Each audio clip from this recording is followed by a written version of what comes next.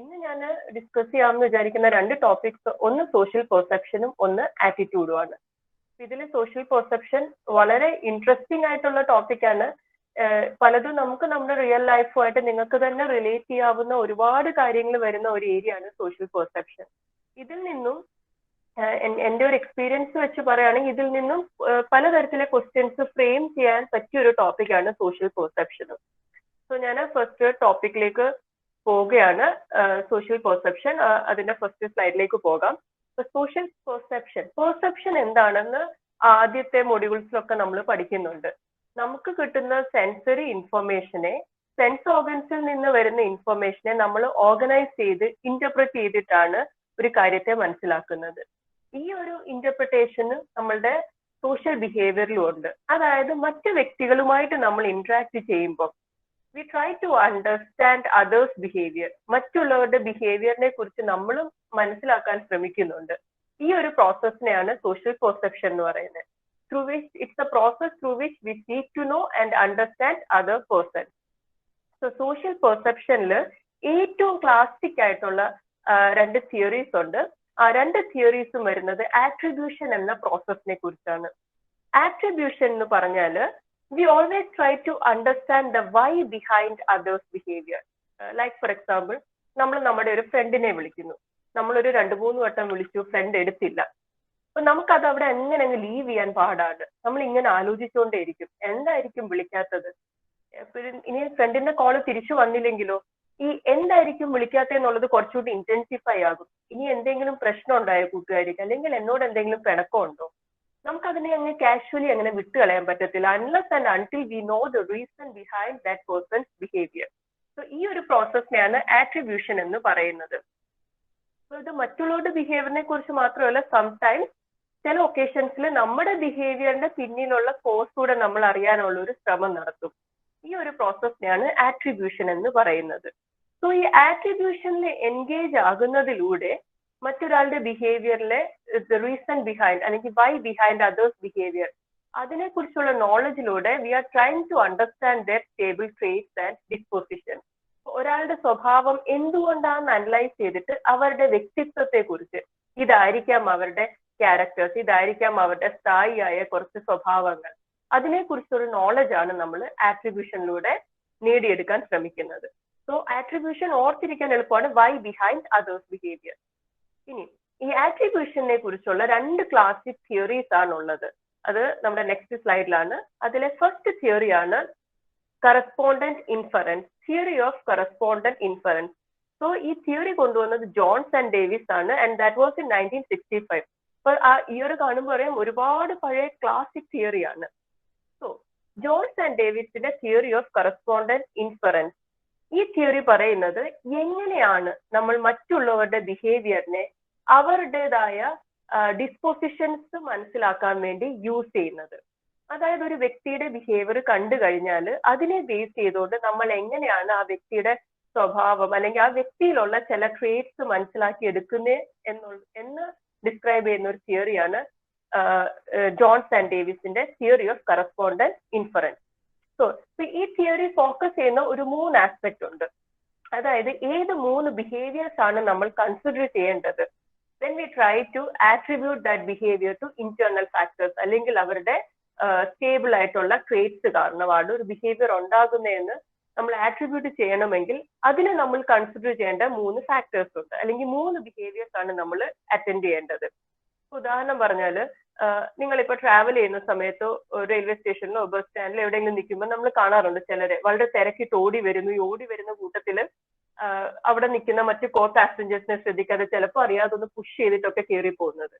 ഇത് കാണുമ്പോൾ നമ്മൾ വിചാരിക്കുകയാണ് ഈ പേഴ്സൺ വളരെ റൂഡാണ് എന്ന് നമ്മൾ വിചാരിച്ചാൽ, റൂഡ്നെസ് എന്ന് പറയുന്ന അയാളുടെ ഒരു ബേസിക് ട്രേറ്റ് ആയിട്ട് നമ്മൾ അങ്ങ് അസ്യൂം ചെയ്യുവാണ്.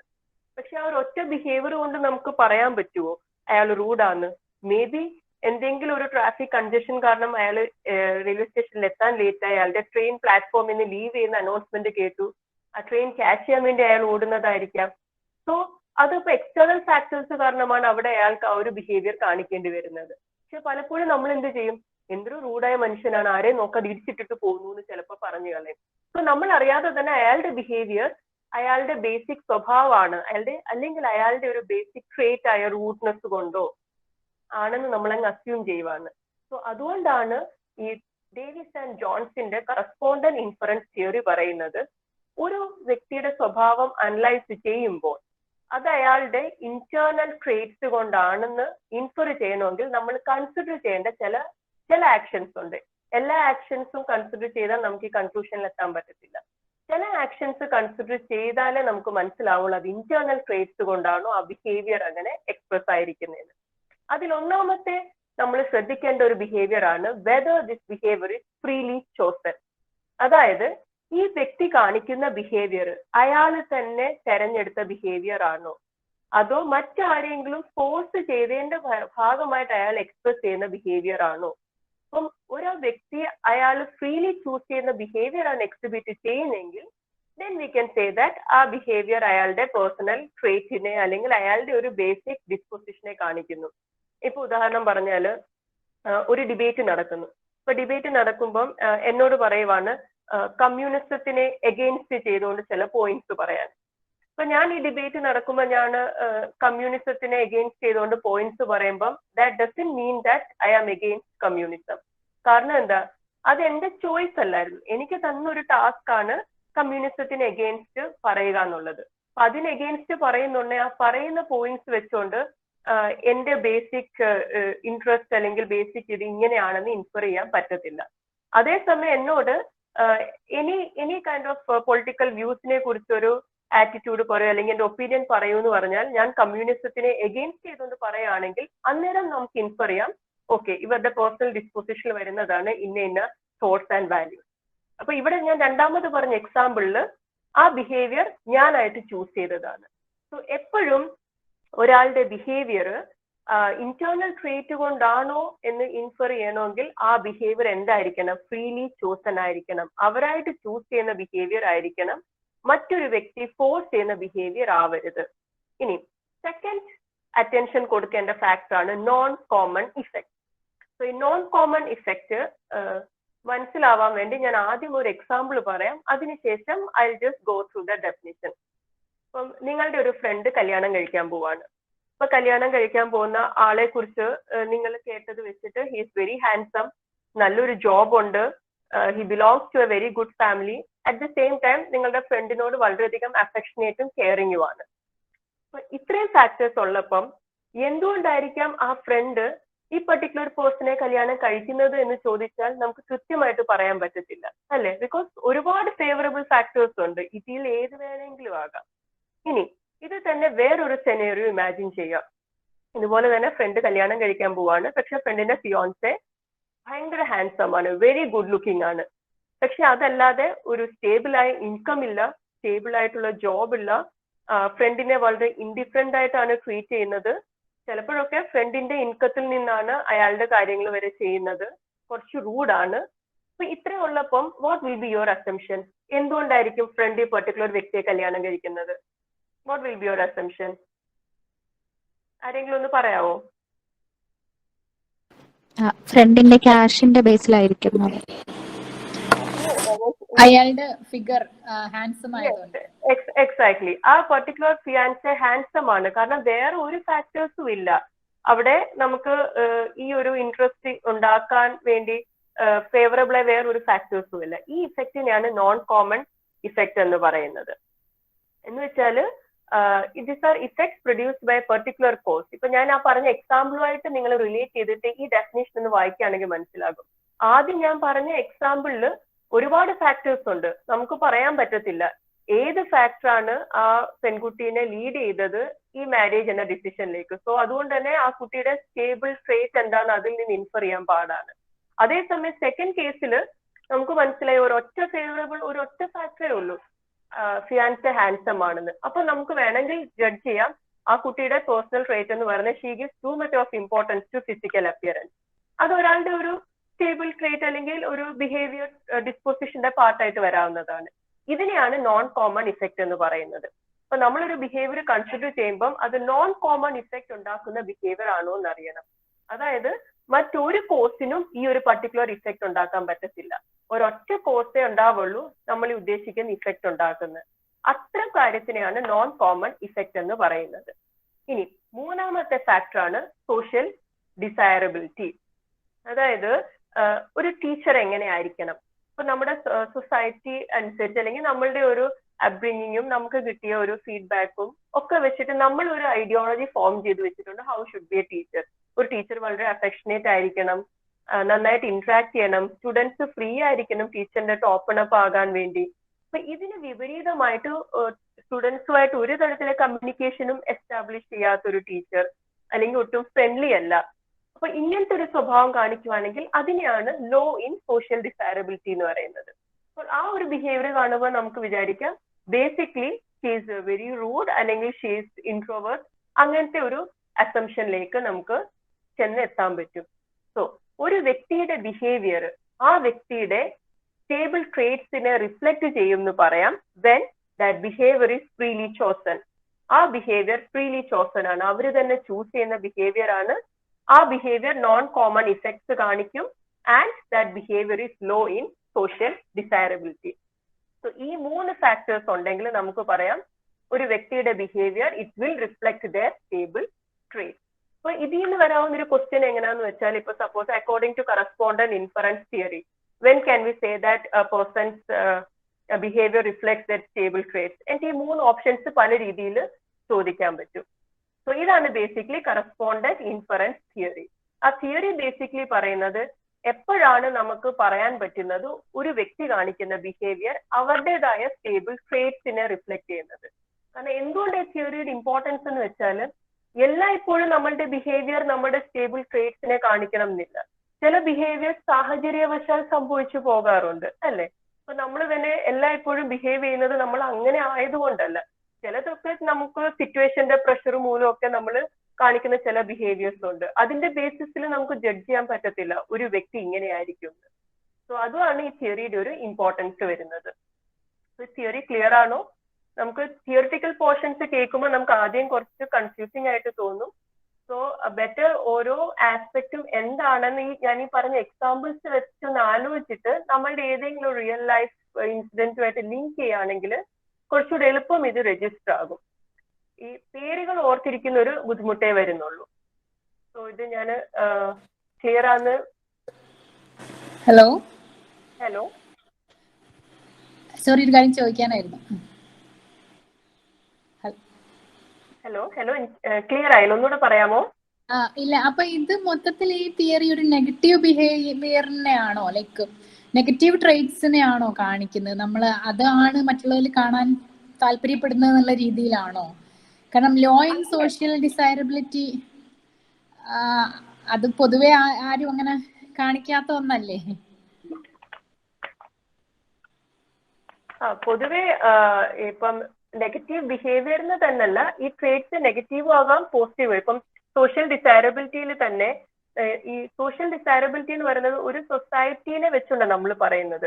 ഇപ്പൊ നമ്മളുടെ ചില വളരെ ഹൈ ആയിട്ടുള്ള വാല്യൂസും ഉണ്ട്, അൾട്രൂയിസ്റ്റിക് വാല്യൂസ് ഒക്കെ ഉണ്ട്, ഒരുപക്ഷെ നമ്മുടെ ഒരു കോമൺ സൊസൈറ്റിയിൽ കാണാൻ പറ്റാത്തത്. അപ്പൊ നെഗറ്റീവ് ആസ്പെക്റ്റിലല്ല ലോ ഇൻ സോഷ്യൽ ഡിസൈറബിലിറ്റി എന്ന് പറയുന്നത്. ഇപ്പൊ ഞാൻ പറഞ്ഞ എക്സാമ്പിൾ ഒരു നെഗറ്റീവ് ആസ്പെക്ട് വന്നുകൊണ്ടാണ് ആ ഡൗട്ട് വന്നത്. സാധാരണ ഒരാൾക്കാരും ചെയ്യാത്ത പോലത്തെ വളരെ അൾട്രൂയിസ്റ്റിക് ആയിട്ടുള്ള സ്വന്തമായിട്ടുള്ള എല്ലാ എന്താ പറയാ സാധനങ്ങളും മറ്റുള്ളവർക്ക് വേണ്ടി ഡൊണേറ്റ് ചെയ്ത് മറ്റുള്ളവർക്ക് വേണ്ടി ജീവിക്കുന്നതുണ്ട്. അതും കോമൺലി കാണുന്ന ഒരു ബിഹേവിയർ അല്ല, അത് ലോ ഇൻ സോഷ്യൽ ഡിസൈറബിലിറ്റി ആണ്. അപ്പൊ അത്തരം വരുന്ന ബിഹേവിയറെ നമുക്ക് വേണമെങ്കിൽ പറയാം ഹൈലി അൾട്രൂയിസ്റ്റിക് ആയിട്ടുള്ള അവരുടെ ബേസിക് ട്രേറ്റിനെ കാണിക്കുന്നതിന്. അതിന് അപ്പൊ ഞാൻ പറഞ്ഞ എക്സാമ്പിൾ ഒരു നെഗറ്റീവ് ഇത് വന്നതുകൊണ്ടാണ് ആ ഡൗട്ട് വന്നത്. ഈ പറയുന്ന ഈ പറയുന്ന 3 ട്രേറ്റ്സും ഈ പറയുന്ന 3 ബിഹേവിയേഴ്സും വെച്ചുകൊണ്ട് ഒരു വ്യക്തിയുടെ സ്റ്റേബിൾ ട്രേറ്റ് ഐഡന്റിഫൈ ചെയ്യാവുന്നേ ഉള്ളൂ. അത് പോസിറ്റീവ് ട്രേറ്റ്സ് ആകാം, നെഗറ്റീവ് ട്രേറ്റ്സ് ആകാം, എന്തും ആകാം. നെഗറ്റീവ് ട്രേറ്റ്സ് മാത്രം ആകണമെന്നില്ല. ഞാൻ പറഞ്ഞ എക്സാമ്പിൾസ് കൂടുതലും ഒരു നെഗറ്റീവ് ടച്ച് വരുന്നതുകൊണ്ട് അങ്ങനെ തോന്നിയതാണ്. സോ ഞാൻ നെക്സ്റ്റ് തിയറിയിലേക്ക് പോയിക്കോട്ടെ. ഇത് ക്ലിയർ ആണെന്ന് വിശ്വസിക്കുന്നു. Okay, so next theory Kelley's theory of causal attribution. So ഞാൻ ആദ്യം പറഞ്ഞ തിയറി ഒരു ബിഹേവിയർ ഒരു വ്യക്തി കാണിക്കുമ്പം അത് അയാളുടെ ഇന്റേണൽ ഡിസ്പോസിഷൻ അല്ലെങ്കിൽ ഇന്റേണൽ ട്രേറ്റ്സ് കൊണ്ടാണോ എന്ന് കാണിക്കുന്ന തിയറി ആയിരുന്നു. ഇനി കെല്ലീസ് തിയറി ഓഫ് കോസൽ ആട്രിബ്യൂഷനിൽ ഞാൻ ആദ്യം പറഞ്ഞ കേസുണ്ട്. ചില ബിഹേവിയേഴ്സ് എക്സ്റ്റേണൽ കോസസ് കൊണ്ടും വരാം, ചിലത് ഇന്റേണൽ ഫാക്ടേഴ്സ് ആയിരിക്കാം, ചിലത് കോമ്പിനേഷൻസ് ആയിരിക്കാം. അതിനെ ആൻസർ ചെയ്യാനുള്ള ഒരു അറ്റംപ്റ്റ് ആണ് കെല്ലിയുടെ തിയറി ഓഫ് കോസൽ ആട്രിബ്യൂഷൻ.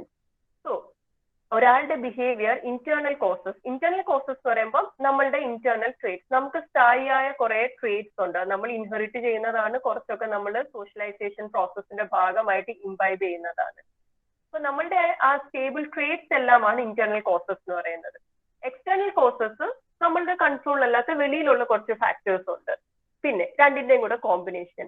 അപ്പം ഒരു വ്യക്തിയുടെ ബിഹേവിയർ ഇതിൽ ഏത് കൊണ്ടാണെന്ന് അനലൈസ് ചെയ്യാൻ വേണ്ടിയിട്ടുള്ള തിയറിയാണ് കെല്ലിയുടെ തിയറി ഓഫ് കോസൽ ആട്രിബ്യൂഷൻ.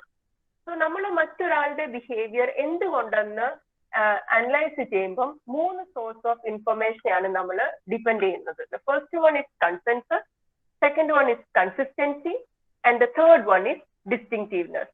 ഈ 3 സോഴ്സ് ഓഫ് ഇൻഫർമേഷൻ ബേസ് ചെയ്തുകൊണ്ടാണ് മറ്റൊരാളുടെ behaviour whether it is resulting from internal causes or external causes or A combination of 2 എന്ന് നമ്മൾ അനലൈസ് ചെയ്യുന്നത്. സോ ഈ ഓരോ ടേംസ് എന്താന്ന് നോക്കാം. First one is consensus. So consensus എന്ന് പറഞ്ഞാല് നമ്മൾ ആരുടെ ബിഹേവിയർ ആണോ കൺസിഡർ ചെയ്യുന്നത് ഫോർ അനലൈസിങ്, അപ്പം ആ വ്യക്തിയെ തന്നെ ആ വ്യക്തിയുടെ റിയാക്ഷൻ പോലെ തന്നെയാണോ മറ്റു വ്യക്തികളും ഒരു പർട്ടിക്കുലർ സ്റ്റിമുലസിനോട് റിയാക്ട് ചെയ്യുന്നത്, അതിനെയാണ് കൺസെൻസസ് എന്ന് വെച്ചാൽ. ഇപ്പൊ സപ്പോസ് നിങ്ങൾ എന്റെ ബിഹേവിയർ ആണ് അനലൈസ് ചെയ്യുന്നത് ഒരു പർട്ടിക്കുലർ ഇവന്റിന് വേണ്ടിയിട്ട്, അപ്പൊ എന്നെ പോലെ തന്നെയാണ് മറ്റു കുറെ ആളുകളും ആ ഇവന്റിനോട് റെസ്പോണ്ട് ചെയ്യുന്നതെങ്കിൽ ദാറ്റ് മീൻസ് ഒരുപാട് കൺസെൻസസ് ഹൈ ആണ്. മനസ്സിലായോ? കൺസെൻസസ് കുറെ ആളുകളുടെ ബിഹേവിയർ ഒരുപോലാണോ എന്ന് നോക്കുന്നതാണ് കൺസെൻസസ്. കൺസിസ്റ്റൻസി എന്ന് പറഞ്ഞാല് ഈ ഒരു പർട്ടിക്കുലർ സ്റ്റിമുലസിനോട് റെസ്പോണ്ട് ചെയ്ത് കൂട്ട് തന്നെയാണോ വേറൊരു സാഹചര്യം വന്നാലും ഒരു വ്യക്തി റെസ്പോണ്ട് ചെയ്യുന്നത്, അതിനെയാണ് കൺസിസ്റ്റൻസി. സ്ഥിരതയാണോ എന്ന് വെച്ചാല് ഇപ്പൊ ഒരു പർട്ടിക്കുലർ സ്റ്റിമുലസിനോട് ഞാൻ ഇപ്പോ കാണിച്ച ബിഹേവിയർ തന്നെയാണോ വേറൊരു സാഹചര്യം വന്നാലും കാണിക്കുന്നത്, that is whether my behaviour is consistent. ആ കോൺസെപ്റ്റ് ആണ് കൺസിസ്റ്റൻസി. ഇനി third one is distinctiveness. Distinctive എന്ന് വെച്ചാല് ഒരു ഡിഫറെന്റ് സ്റ്റിമുലസിനോട് ഇതേ രീതിയിൽ തന്നെയാണോ ഞാൻ ബിഹേവ് ചെയ്യുന്നത്. ഞാൻ ഒരു എക്സാമ്പിൾ പറയുമ്പോൾ ഈ കോൺസെപ്റ്റ് കുറച്ചുകൂടെ ക്ലിയർ ആകും. സോ ഈ 3 സോഴ്സ് ഓഫ് ഇൻഫർമേഷൻ ആണ് നമ്മൾ ബേസിക്കലി റിലേ ചെയ്യുന്നത് to understand what is the reason behind another person's behaviour. So ഇതില് ഞാനിപ്പോ ഒരു എക്സാമ്പിൾ പറയാം. നിങ്ങൾ ഒരു റെസ്റ്റോറന്റിൽ പോകുമ്പോൾ നിങ്ങൾ ശ്രദ്ധിച്ചു, ഒരു വെയിറ്റർ ഒരു പർട്ടിക്കുലർ കസ്റ്റമറിനോട് ഫ്ലേർട്ട് ചെയ്യുന്നു. ഓക്കെ, അപ്പൊ ഇതിൽ ഞാൻ ഈ 3 ടേംസ് വെച്ച് ഇത് എക്സ്പ്ലെയിൻ ചെയ്യാൻ ശ്രമിക്കാം. ഈ വെയിറ്റർ ഒരു പെർട്ടിക്കുലർ കസ്റ്റമറിനോട് വല്ലാതെ ഫ്ലേർട്ട് ചെയ്യുന്നതായിട്ട് നിങ്ങൾ കാണുന്നു. സോ എന്തുകൊണ്ടായിരിക്കും ഈ വെയിറ്റർ ഫ്ലേർട്ട് ചെയ്യുന്നതെന്നുള്ളത് കെല്ലിയുടെ തിയറി വെച്ച് നമ്മൾ അനലൈസ് ചെയ്യുവാണെങ്കിൽ എങ്ങനെ വരും എന്ന് ഞാനൊന്ന് പറഞ്ഞു തരാം. ഓക്കെ, അപ്പൊ നിങ്ങൾ ശ്രദ്ധിച്ചപ്പോൾ ഈ വെയിറ്റർ ഈ പെർട്ടിക്കുലർ കസ്റ്റമറിനോട് വല്ലാണ്ട് ഫ്ലേർട്ട് ചെയ്യുന്നു. അറ്റ് ദ സെയിം ടൈം മറ്റ് വെയിറ്റേഴ്സും ഈ കസ്റ്റമറിനോട് ഫ്ലേർട്ട് ചെയ്യുന്നു. അപ്പൊ ഇവിടെ കൺസെൻസസ് ഹൈ ആണോ ലോ ആണോ? ഒരു വെയിറ്റർ കസ്റ്റമറിനോട് ഫ്ലേർട്ട് ചെയ്യുന്നു, ആ ഹോട്ടലിലെ മറ്റു വെയിറ്റേഴ്സും ഈ പർട്ടിക്കുലർ കസ്റ്റമറിനോട് ഫ്ലേർട്ട് ചെയ്യുന്നു. ഇവിടെ കൺസെൻസസ് ഹൈ ആണോ ലോ ആണോ? ആരെങ്കിലും ഒന്ന് ആൻസർ ചെയ്യാം. Yes, high. കൺസെൻസസ് ഹൈ ആണ്. ആ പർട്ടിക്കുലർ സ്റ്റിമുലസിനോട് ബാക്കി എല്ലാവരും അങ്ങനെ തന്നെയാണ് ബിഹേവ് ചെയ്യുന്നത്. ഇനി ഈ പർട്ടിക്കുലർ വെയിറ്റർ ഇതിനു മുമ്പ് ഈ സെയിം കസ്റ്റമറിനോട് ഫ്ലേർട്ട് ചെയ്യുന്നത് നിങ്ങൾ കണ്ടിട്ടുണ്ട്. ഇപ്പൊ നേരത്തെ ഒരിക്കൽ നിങ്ങൾ ഹോട്ടലിൽ പോയപ്പോഴും ഈ സെയിം കസ്റ്റമറിനെ അവിടെ കണ്ടിട്ടുണ്ട്. ഈ പർട്ടിക്കുലർ വെയിറ്റർ ആ കസ്റ്റമറിനോട് ഫ്ലേർട്ട് ചെയ്യുന്നത് ഇതിനു മുമ്പ് നിങ്ങൾ കണ്ടിട്ടുണ്ട്. ഇവിടെ കൺസിസ്റ്റൻസി ഹൈ ആണോ ലോ ആണോ?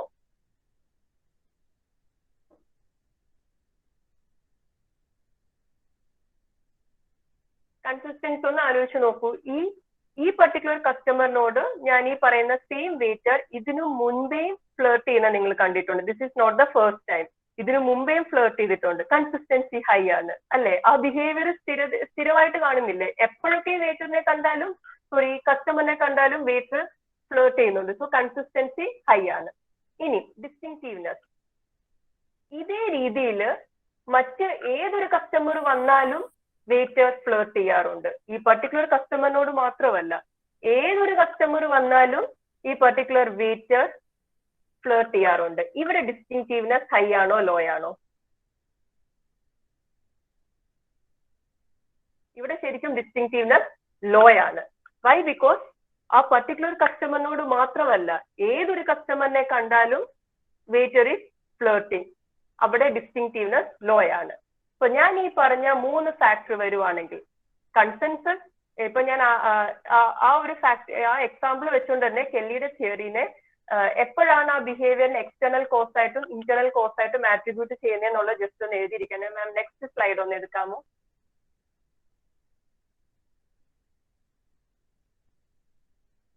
ഇതിന്റെയും നെക്സ്റ്റ് സ്ലൈഡ്.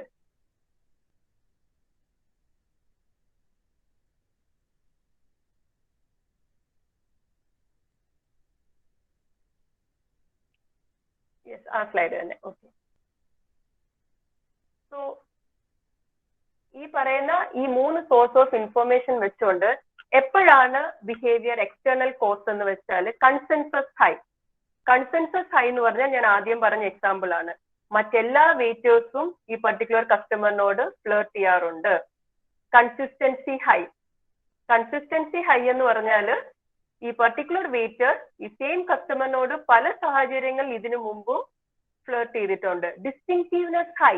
ഡിസ്റ്റിങ്റ്റീവ്നെസ് ഹൈ എന്ന് പറഞ്ഞാൽ വേറെ ഒരു കസ്റ്റമേഴ്സിനോടും ഫ്ലേർട്ട് ചെയ്യാറില്ല, ഈ കസ്റ്റമറിനോട് മാത്രമേ ഫ്ലേർട്ട് ചെയ്യാറുള്ളൂ. അപ്പൊ that means behaviour can be external. External വെച്ചാൽ ഒന്നെങ്കിൽ ആ കസ്റ്റമർ ഒരുപാട് ഗോർജിയസ് ആണ്, ഒരുപാട് ഗുഡ് ലുക്കിംഗ് ആണ്, അല്ലെങ്കിൽ ഒരു ഫ്ലേർട്ടിങ്ങിനെ പോസിറ്റീവായി കാണുന്ന രീതിയിൽ എന്തെങ്കിലും ക്യൂസ് കൊടുക്കുന്നുണ്ടായിരിക്കും. ക്ലിയർ ആണോ? അപ്പൊ consensus high, consistency high, distinctiveness high ആണെങ്കിൽ അതിന്റെ അർത്ഥം behaviour is due to external causes. ഇനി എപ്പോഴാണ് ബിഹേവിയർ ഇന്റേണൽ കോസ് ആകുന്നത്? Consensus is low. Consensus is low എന്ന് പറഞ്ഞാൽ നമ്മൾ ഏത് വെയിറ്ററിന്റെ കേസാണ് ഇവിടെ എക്സാമ്പിൾ ആയിട്ട് എടുത്തത്, ആ വെയിറ്റർ മാത്രമേ ഫ്ലേർട്ട് ചെയ്യുന്നുള്ളൂ, വേറെ ഒരു വെയിറ്ററും ഫ്ലേർട്ട് ചെയ്യുന്നില്ല. That means consensus is low. ആ പർട്ടിക്കുലർ വെയിറ്റർ മാത്രമാണ് ഫ്ലേർട്ട് ചെയ്യുന്നത്, വേറെ ഒരു വെയിറ്റേഴ്സും ഈ കസ്റ്റമറിനോട് ഫ്ലേർട്ട് ചെയ്യുന്നില്ല. Consistency high. കൺസിസ്റ്റൻസി ഹൈ എന്ന് പറഞ്ഞാൽ ഈ വെയിറ്റർ ഈ കസ്റ്റമറിനെ എപ്പോ കണ്ടാലും ഫ്ലേർട്ട് ചെയ്യും, മുൻപും ഫ്ലേർട്ട് ചെയ്തിട്ടുണ്ട്. സോ അവിടെ കൺസിസ്റ്റൻസി ഹൈ ആണ്. ഡിസ്റ്റിങ്റ്റീവ്നെസ് ലോ എന്ന് പറഞ്ഞാൽ ഈ പർട്ടിക്കുലർ കസ്റ്റമറിനോട് മാത്രമല്ല, ഏതൊരു അട്രാക്റ്റീവ് ആയിട്ടുള്ള കസ്റ്റമറിനെ കണ്ടാലും ഈ വെയിറ്റർ ഫ്ലേർട്ട് ചെയ്യും, അവിടെ ഡിസ്റ്റിങ്റ്റീവ്നെസ് ലോ. സോ ഇവിടെ നമുക്ക് പറയാം ആ ബിഹേവിയറിന്റെ റീസൺ ഇന്റേണൽ കോസ് ആണ്. ഇന്റേണൽ കോസ് എന്ന് പറഞ്ഞാൽ ഈ പർട്ടിക്കുലർ വെയിറ്ററിന് കുറച്ച് അട്രാക്റ്റീവ് ആയിട്ടുള്ള ആരെങ്കിലും കണ്ടാൽ ഫ്ലേർട്ട് ചെയ്യാൻ കുറച്ച് ഇഷ്ടമാണ്. സോ അവിടെ ബിഹേവിയർ ഇന്റേണൽ കോസ് കൊണ്ടാണ് ഉണ്ടാവുന്നത്. സോ ഈ ഒരു പോർഷനിൽ നിന്ന് ഈ ക്വസ്റ്റ്യൻസ് വരാവുന്ന ഒരു രീതി എങ്ങനെയെന്ന് വെച്ചാൽ when can a behavior be attributed to external causes? എന്നിട്ട് ഈ തന്നിട്ടുള്ള 3 ഫാക്ടേഴ്സ് ഇല്ലേ, കൺസെൻസസ്, കൺസിസ്റ്റൻസി, ഡിസ്റ്റിങ്റ്റീവ്നെസ്, ഇതിങ്ങനെ മിക്സ് ചെയ്ത് വെക്കാം. ഹൈ ലോ അങ്ങനെ മിക്സ് ചെയ്ത് ചോദിക്കാം. അപ്പൊ ഈ ഒരു പോയിന്റ് ഓർത്തിരിക്കേണ്ട പോയിന്റ് ആണ്. എപ്പോഴാണ് ഒരു ബിഹേവിയർ എക്സ്റ്റേണൽ കോസ് ആകുന്നത് അക്കോർഡിംഗ് ടു കെല്ലീസ് തിയറി, എപ്പോഴാണ് ഒരു ബിഹേവിയർ ഇന്റേണൽ കോസ് ആകുന്നത്? ക്ലിയർ ആയോ? ആ എക്സാമ്പിൾ വെച്ച് നമ്മൾ പലതവണ ഒന്ന് ആ സിറ്റുവേഷൻ ഒന്ന് ഓർത്ത് റിഹേഴ്സ് ചെയ്യുമ്പോൾ ഈ കൺസെൻസസും കൺസിസ്റ്റൻസിയും ഡിസ്റ്റിങ്റ്റീവ്നെസ് ഈ 3 ടേംസ് ക്ലിയർ ആകും. അപ്പൊ നിങ്ങൾ ആ എക്സാമ്പിൾ വെച്ച് തന്നെ ഇതൊന്ന് റീകളക്ട് ചെയ്യാൻ നോക്കിയാലേ ക്ലിയർ ആവുള്ളൂ. ഈ ടേം വായിച്ച് ഇതിന്റെ ഡെഫിനിഷൻ വായിച്ചാൽ നമുക്ക് ആ കോൺസെപ്റ്റ് തലയിൽ നിൽക്കില്ല. എക്സാമ്പിൾസ് വെച്ച് ഇതൊന്ന് റിഹേഴ്സ് ചെയ്യുക, പല സിറ്റുവേഷൻ വെച്ചുകൊണ്ട് ഇതൊന്ന് റിഹേഴ്സ് ചെയ്ത് കഴിയുമ്പോൾ ഇത് കോൺസെപ്റ്റ് ക്ലിയർ ആയി കഴിഞ്ഞാൽ ശരിക്കും പറഞ്ഞ് ഇത് കാണാതെ പഠിക്കണ്ട, എക്സ്റ്റേണൽ കോസ് ആണോ ഇന്റേണൽ കോസ് ആണോ എന്ന് മനസ്സിലാവാൻ വേണ്ടി. ക്ലിയർ ആയോ? എന്തെങ്കിലും ഡൗട്ട് ഉണ്ടോ ഈ ഒരു പോർഷനിൽ?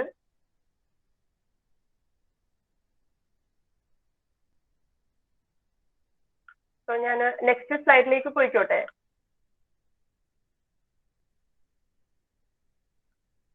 ഓക്കെ.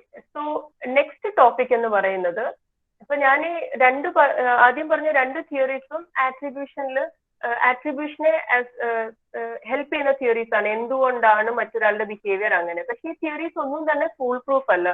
പിന്നെ ഇതെല്ലാം ഏർലി ഇയേഴ്സിൽ ഉണ്ടായ തിയറീസ് ആണ്. ഇതിനുശേഷം ഒരുപാട് വേറെ ന്യൂമറസ് സ്റ്റഡീസ് വന്നു. ഈ പറയുന്ന ഫാക്ടേഴ്സ് ഒന്നും അല്ലാതെ വേറെ ഒരുപാട് ഫാക്ടേഴ്സ് ഇൻവോൾവ് ആണ് in understanding the why behind others behaviour. ഞാൻ അത്രയും ഡീറ്റെയിൽസ് ഇൻക്ലൂഡ് ചെയ്തിട്ടില്ലാന്നേ ഉള്ളൂ. ഇത് രണ്ടുമാണ് അതിലൊരു ഇമ്പോർട്ടൻറ്റ് തിയറി ആയിട്ട് പറയുന്നത്. സോ എന്നാൽ പോലും നമ്മൾ പലപ്പോഴും മറ്റുള്ളവരുടെ ബിഹേവിയേഴ്സ് അനലൈസ് ചെയ്യുന്ന ഉടനെ നമ്മൾക്ക് ഒരുപാട് എറേഴ്സ് സംഭവിക്കാറുണ്ട്. ഈ എറേഴ്സ് ആണ് ആട്രിബ്യൂഷൻ എറേഴ്സ് എന്ന ഹെഡിങ്ങിൽ കവർ ചെയ്യുന്നത്. സോ ഇതിനകത്തെയും പല ടോപ്പിക്സ് ചോദിക്കാൻ സാധ്യതയുള്ള ടോപ്പിക്സ് ആണ്. ഇതിലെ ഫസ്റ്റ് എറർ ആണ് കറസ്പോണ്ടൻസ് ബയാസ്. ഈ എററിനെ കുറിച്ച് ആദ്യമായിട്ട് എക്സ്പ്ലെയിൻ ചെയ്തത് ജോൺസ് ആണ് ഇൻ 1979. സോ കറസ്പോണ്ടൻസ് ബയാസ് എന്ന് പറഞ്ഞാൽ നമ്മൾ മറ്റൊരു വ്യക്തിയുടെ ആക്ഷനെ എക്സ്പ്ലെയിൻ ചെയ്യുമ്പോൾ സോ ഈവൻ ദോ ക്ലിയർ ആയിട്ടുള്ള സിറ്റുവേഷണൽ ഫാക്ടേഴ്സ് ഉണ്ടെങ്കിൽ പോലും എല്ലായ്പ്പോഴും അത് അവരുടെ ബേസിക് സ്വഭാവമാണെന്ന് പറയാനുള്ള ടെൻഡൻസിയാണ് കറസ്പോണ്ടൻസ് ബയാസ് എന്ന് പറയുന്നത്. ഇത് നമ്മളൊക്കെ ചെയ്യാറുള്ള കാര്യമാണ്. മറ്റൊരു വ്യക്തിയുടെ ആക്ഷൻ കാണും. ഇപ്പൊ ഒരാൾ നടന്നു പോകുവാണ്, തെന്നി വീണു. അപ്പം തെന്നി വീഴുന്ന ഉടനെ അത് ഒരുപക്ഷെ ആ ഫ്ലോർ ഒരുപാട് സ്ലിപ്പറി ആയതുകൊണ്ടാകാം, നമ്മൾ നടന്നാലും ചിലപ്പോൾ വീഴുമായിരിക്കും. പക്ഷെ ഇത് കാണുമ്പോൾ നമുക്കൊരു ടെൻഡൻസി ഉണ്ട് പറയാന്. അപ്പൊ നമുക്കറിയാം അവിടെ കുറച്ച് തെന്നലുണ്ട്, വഴുക്കലുണ്ടെന്ന് അറിഞ്ഞാൽ നമ്മൾ പറയുന്നത് ഒരു ശ്രദ്ധയില്ല, നോക്കി നടന്നുകൂടെ, നിനക്ക് അറിഞ്ഞുകൂടെ ഇത് തെന്നുവെന്ന്. അപ്പൊ അയാളുടെ ബേസിക് സ്വഭാവത്തിന്റെ പ്രശ്നമായ കെയർലെസ്നെസ് ഇതുകൊണ്ടൊക്കെയാണ് ഉണ്ടാകുന്നത് എന്ന് പറയുന്നതിനെയാണ് കറസ്പോണ്ടൻസ് ബയാസ് എന്ന് പറയുന്നത്. സോ ഈ ബയാസ് വളരെ ജനറൽ ആയിട്ട് കാണുന്നത് കൊണ്ട് തന്നെ ഇതിനെ ഫണ്ടമെന്റൽ ആട്രിബ്യൂഷൻ എറർ എന്നും പറയും. So clear cut situational causes ഉണ്ടെങ്കിൽ പോലും നമ്മൾ ഒരാളുടെ ബിഹേവിയറിനെ അയാളുടെ ബേസിക് ഡിസ്പോസിഷൻ അല്ലെങ്കിൽ അയാളുടെ ഇന്റേണൽ ട്രേറ്റ്സ് കൊണ്ടാണ് ഉണ്ടാകുന്നത് എന്ന് പറയുന്നതിനാണ് കറസ്പോണ്ടൻസ് ബയാസ് എന്ന് പറയുന്നത്. Now the next error is actor observer effect. Actor observer effect എന്ന് പറഞ്ഞാൽ ഇതും വളരെ രസകരമായ ഒരുപാട് എക്സാമ്പിൾസ് നമ്മുടെ ഡേ ടു ഡേ ലൈഫിൽ നമുക്ക് പറയാവുന്നതാണ്. നമ്മളുടെ ഭാഗത്തുനിന്ന് എന്തെങ്കിലും മിസ്റ്റേക്സ് വന്നാൽ അത് സിറ്റുവേഷണൽ കോസ്, മറ്റൊരാളുടെ ഭാഗത്തുനിന്ന് എന്തെങ്കിലും ഒരു ബിഹേവിയർ വന്നാൽ അത് അയാളുടെ ഇന്റേണൽ ഡിസ്പോസിഷൻസ് എന്ന് പറയുന്നതാണ്. സോ യൂഷ്വലി ഒരു നെഗറ്റീവ് ബിഹേവിയേഴ്സ് ഒക്കെയാണ് നമ്മൾ സാധാരണയായിട്ട് ഇങ്ങനെ പറയുന്നത്. അതായത് ഇപ്പൊ ഉദാഹരണം എനിക്ക് പെട്ടെന്ന് ഓർക്കുമ്പോൾ ഒരു സിമ്പിൾ എക്സാമ്പിൾ വരുന്നത്, എന്റെ ഹസ്ബൻഡ് യൂഷ്വലി ഇടയ്ക്ക് ഹെൽപ്പ് ചെയ്യാനായിട്ടൊക്കെ കിച്ചണിൽ വരും. സോ എപ്പോ വന്നാലും കൈ ഒന്ന് മുറിച്ചിട്ടേ പോവുള്ളൂ. ഇത് കാണുമ്പോൾ ഞാൻ അറിയാതെ എനിക്ക് ആദ്യം വരുന്ന കമന്റ് ആണ്, ഒന്ന് ശ്രദ്ധിച്ച് ചെയ്തൂടെ. അപ്പം എനിക്ക് ബേസിക്കലി പെട്ടെന്ന് ഞാൻ പറയാൻ വരുന്നത് ശ്രദ്ധക്കുറവുകൊണ്ട് സംഭവിക്കുന്നതാണ്. അപ്പൊ ഇതേ കാര്യം തന്നെ ഇപ്പൊ ഞാൻ ചെയ്യുമ്പോഴും സംഭവിക്കും, കൈ മുറിയും. പക്ഷെ അന്നേരം ഞാൻ ഒരേ സമയം ഒരുപാട് ജോലി ചെയ്യുന്നോണ്ടാ രാവിലെ ഇതെല്ലാം ഒതുക്കിയിട്ട് വേണം എനിക്കിനി അടുത്ത ഇതിന് പോകാന്. ഇങ്ങനെ സിറ്റുവേഷണൽ ഫാക്ടേഴ്സിനോടായിരിക്കും പറയുന്നത്. നമുക്കൊക്കെ കാണും ഇത്തരം ഒരുപാട് അനുഭവങ്ങൾ. അതുപോലെ തന്നെ ഇപ്പം നമ്മളുടെ കയ്യിൽ നിന്ന് ഒരു പാത്രം സ്ലിപ്പായി താഴെ വീണാൽ ആദ്യം എന്തായിരിക്കും അമ്മ പറയുന്നത്, ഒരു കാര്യം ശ്രദ്ധിച്ച് ചെയ്യാൻ അറിയത്തില്ല, എല്ലാത്തിലും ഈ ഒരു കെയർലെസ്നെസ് ആണ്. അതേസമയം അമ്മയുടെ കയ്യിൽ നിന്ന് ഒരു പാത്രം വീണാലോ അതിൽ എന്തെങ്കിലും ഒരു വഴക്കലുണ്ടായിരിക്കും, അല്ലെങ്കിൽ നമ്മൾ എന്തെങ്കിലും സംസാരിച്ച് അമ്മയെ ഡിസ്ട്രാക്ട് ചെയ്തുകൊണ്ടാന്ന് പറയും. ഇതിനെയാണ് ആക്ടർ ഒബ്സർവർ ഇഫക്റ്റ് എന്ന് പറയുന്നത്. സോ നമ്മളുടെ ബിഹേവിയറിനെ സിറ്റുവേഷണൽ കോസസിനോടും മറ്റുള്ളവരുടെ ബിഹേവിയറിനെ ഇന്റേണൽ കോസസ് അല്ലെങ്കിൽ ഡിസ്പോസിഷണൽ കോസസിനോട് ആട്രിബ്യൂട്ട് ചെയ്യാനുള്ള ടെൻഡൻസിനെയാണ് ആക്ടർ ഒബ്സർവർ ഇഫക്റ്റ് എന്ന് പറയുന്നത്. അടുത്ത സ്ലൈഡിലേക്ക് പോവാം. സോ നെക്സ്റ്റ് വൺ ആണ് self serving bias. So self serving bias എന്ന് പറഞ്ഞാൽ എന്തെങ്കിലും പോസിറ്റീവ് ഔട്ട്കം ഉണ്ടായി കഴിഞ്ഞാൽ അത് നമ്മളുടെ ഇന്റേണൽ കോസ് കൊണ്ടാണെന്നും നെഗറ്റീവ് ഔട്ട്കത്തിനെ എക്സ്റ്റേണൽ ഫാക്ടേഴ്സിനോട് ആട്രിബ്യൂട്ട് ചെയ്യുന്ന ടെൻഡൻസിയാണ്. ഇത് സ്റ്റുഡൻസ് ഒരുപാട് ചെയ്ത് കാണുന്ന ഒരു എറർ ആണ് ആട്രിബ്യൂഷനിൽ. നന്നായിട്ട് പരീക്ഷ എഴുതാൻ പറ്റിയാൽ എന്ത് പറയും, ഞാൻ നന്നായിട്ട് എഫേർട്ട് എടുത്ത് പഠിച്ചുകൊണ്ട് എനിക്ക് പെർഫോം ചെയ്യാൻ പറ്റി, അതുകൊണ്ടാണ് എനിക്ക് നല്ല മാർക്ക് കിട്ടിയത്. ഇനി മാർക്ക് എങ്ങാനും കുറഞ്ഞാലോ, സാറ് ഞങ്ങളെ ഒന്നും പഠിപ്പിച്ചിട്ടില്ലായിരുന്നു, പിന്നെ ക്വസ്റ്റ്യൻസ് ഒരുപാട് ടഫായിരുന്നു, ഇവാലുവേഷനും ടഫായിരുന്നു, ഇങ്ങനെ ഒരുപാട് അവരുടെ കയ്യിലില്ലാത്ത ഫാക്ടേഴ്സിനെ പറയും. ഇതിനെയാണ് സെൽഫ് സെർവിങ് ബയാസ് എന്ന് കാണുന്നത്. സോ എന്തെങ്കിലും ഒരു പോസിറ്റീവ് ഔട്ട്കം ഉണ്ടായി കഴിഞ്ഞാൽ അത് നമ്മളുടെ ഇന്റേണൽ കോസ് എന്ന് പറയുമ്പോൾ നമ്മളുടെ ചില കഴിവുകളോ നമ്മളുടെ ചില ട്രേറ്റ്സ് കാരണമോ നമ്മൾ നേടിയെടുത്തതാണ്. നെഗറ്റീവ് ഔട്ട്കംസ് വന്നാൽ അതിനെ എക്സ്റ്റേണൽ കോസ് ആയിട്ട് ആട്രിബ്യൂട്ട് ചെയ്യും. അതായത് ഒരു ഭാഗ്യത്തിന്റെ എലമെന്റ് ആയിരുന്നു, എനിക്ക് ഭാഗ്യം ഇല്ലാത്തത് കൊണ്ടാണ്, അല്ലെങ്കിൽ സാധാരണക്കാളും ഒരുപാട് ഡിഫിക്കൽട്ട് ആയിട്ട് ക്വസ്റ്റ്യൻ പേപ്പർ സെറ്റ് ചെയ്തത്, ഇങ്ങനത്തെ കാര്യങ്ങൾ പറയുന്നതിനെയാണ് സെൽഫ് സെർവിങ് ബയാസ് എന്ന് പറയുന്നത്. സോ ഇത്രയുമാണ് എറേഴ്സ് ഇൻ ആട്രിബ്യൂഷൻ. സോ ഈ ടെർമിനോളജീസ് വേണമെങ്കിൽ ചോദിക്കാവുന്നതാണ്. ചില എക്സാംസിനൊക്കെ ചോദിച്ച് കണ്ടിട്ടുണ്ട്. ഫണ്ടമെന്റൽ ആട്രിബ്യൂഷൻ എറർ എന്താണ്, സെൽഫ് സെർവിങ് ബയാസ് എന്താണെന്നൊക്കെ. സോ ഇത്രയുമാണ് ആട്രിബ്യൂഷനിൽ മെയിൻ ആയിട്ടും ഓർത്തിരിക്കേണ്ട കാര്യങ്ങൾ. ഒന്ന്, ആട്രിബ്യൂഷൻ എന്താന്ന് ഓർത്തിരിക്കണം. രണ്ട് തിയറീസ്. അതിലെ ഫസ്റ്റ് തിയറി ആയ correspondent inference theory by Jones and David, എപ്പോഴാണ് ഒരു ബിഹേവിയർ ഇന്റേണൽ ഫാക്ടേഴ്സ് കൊണ്ട് അല്ലെങ്കിൽ ഇന്റേണൽ ട്രേറ്റ്സ് കൊണ്ട് റിസൾട്ട് ചെയ്യുന്നത് എന്നതിനെ എക്സ്പ്ലെയിൻ ചെയ്യുന്ന തിയറിയാണ്. അതിനകത്ത് ഫോക്കസ് ചെയ്യേണ്ട 3 കോൺസെപ്റ്റ്സ് ആണ്. ഹലോ, ഇപ്പൊ കേൾക്കുന്നുണ്ടോ?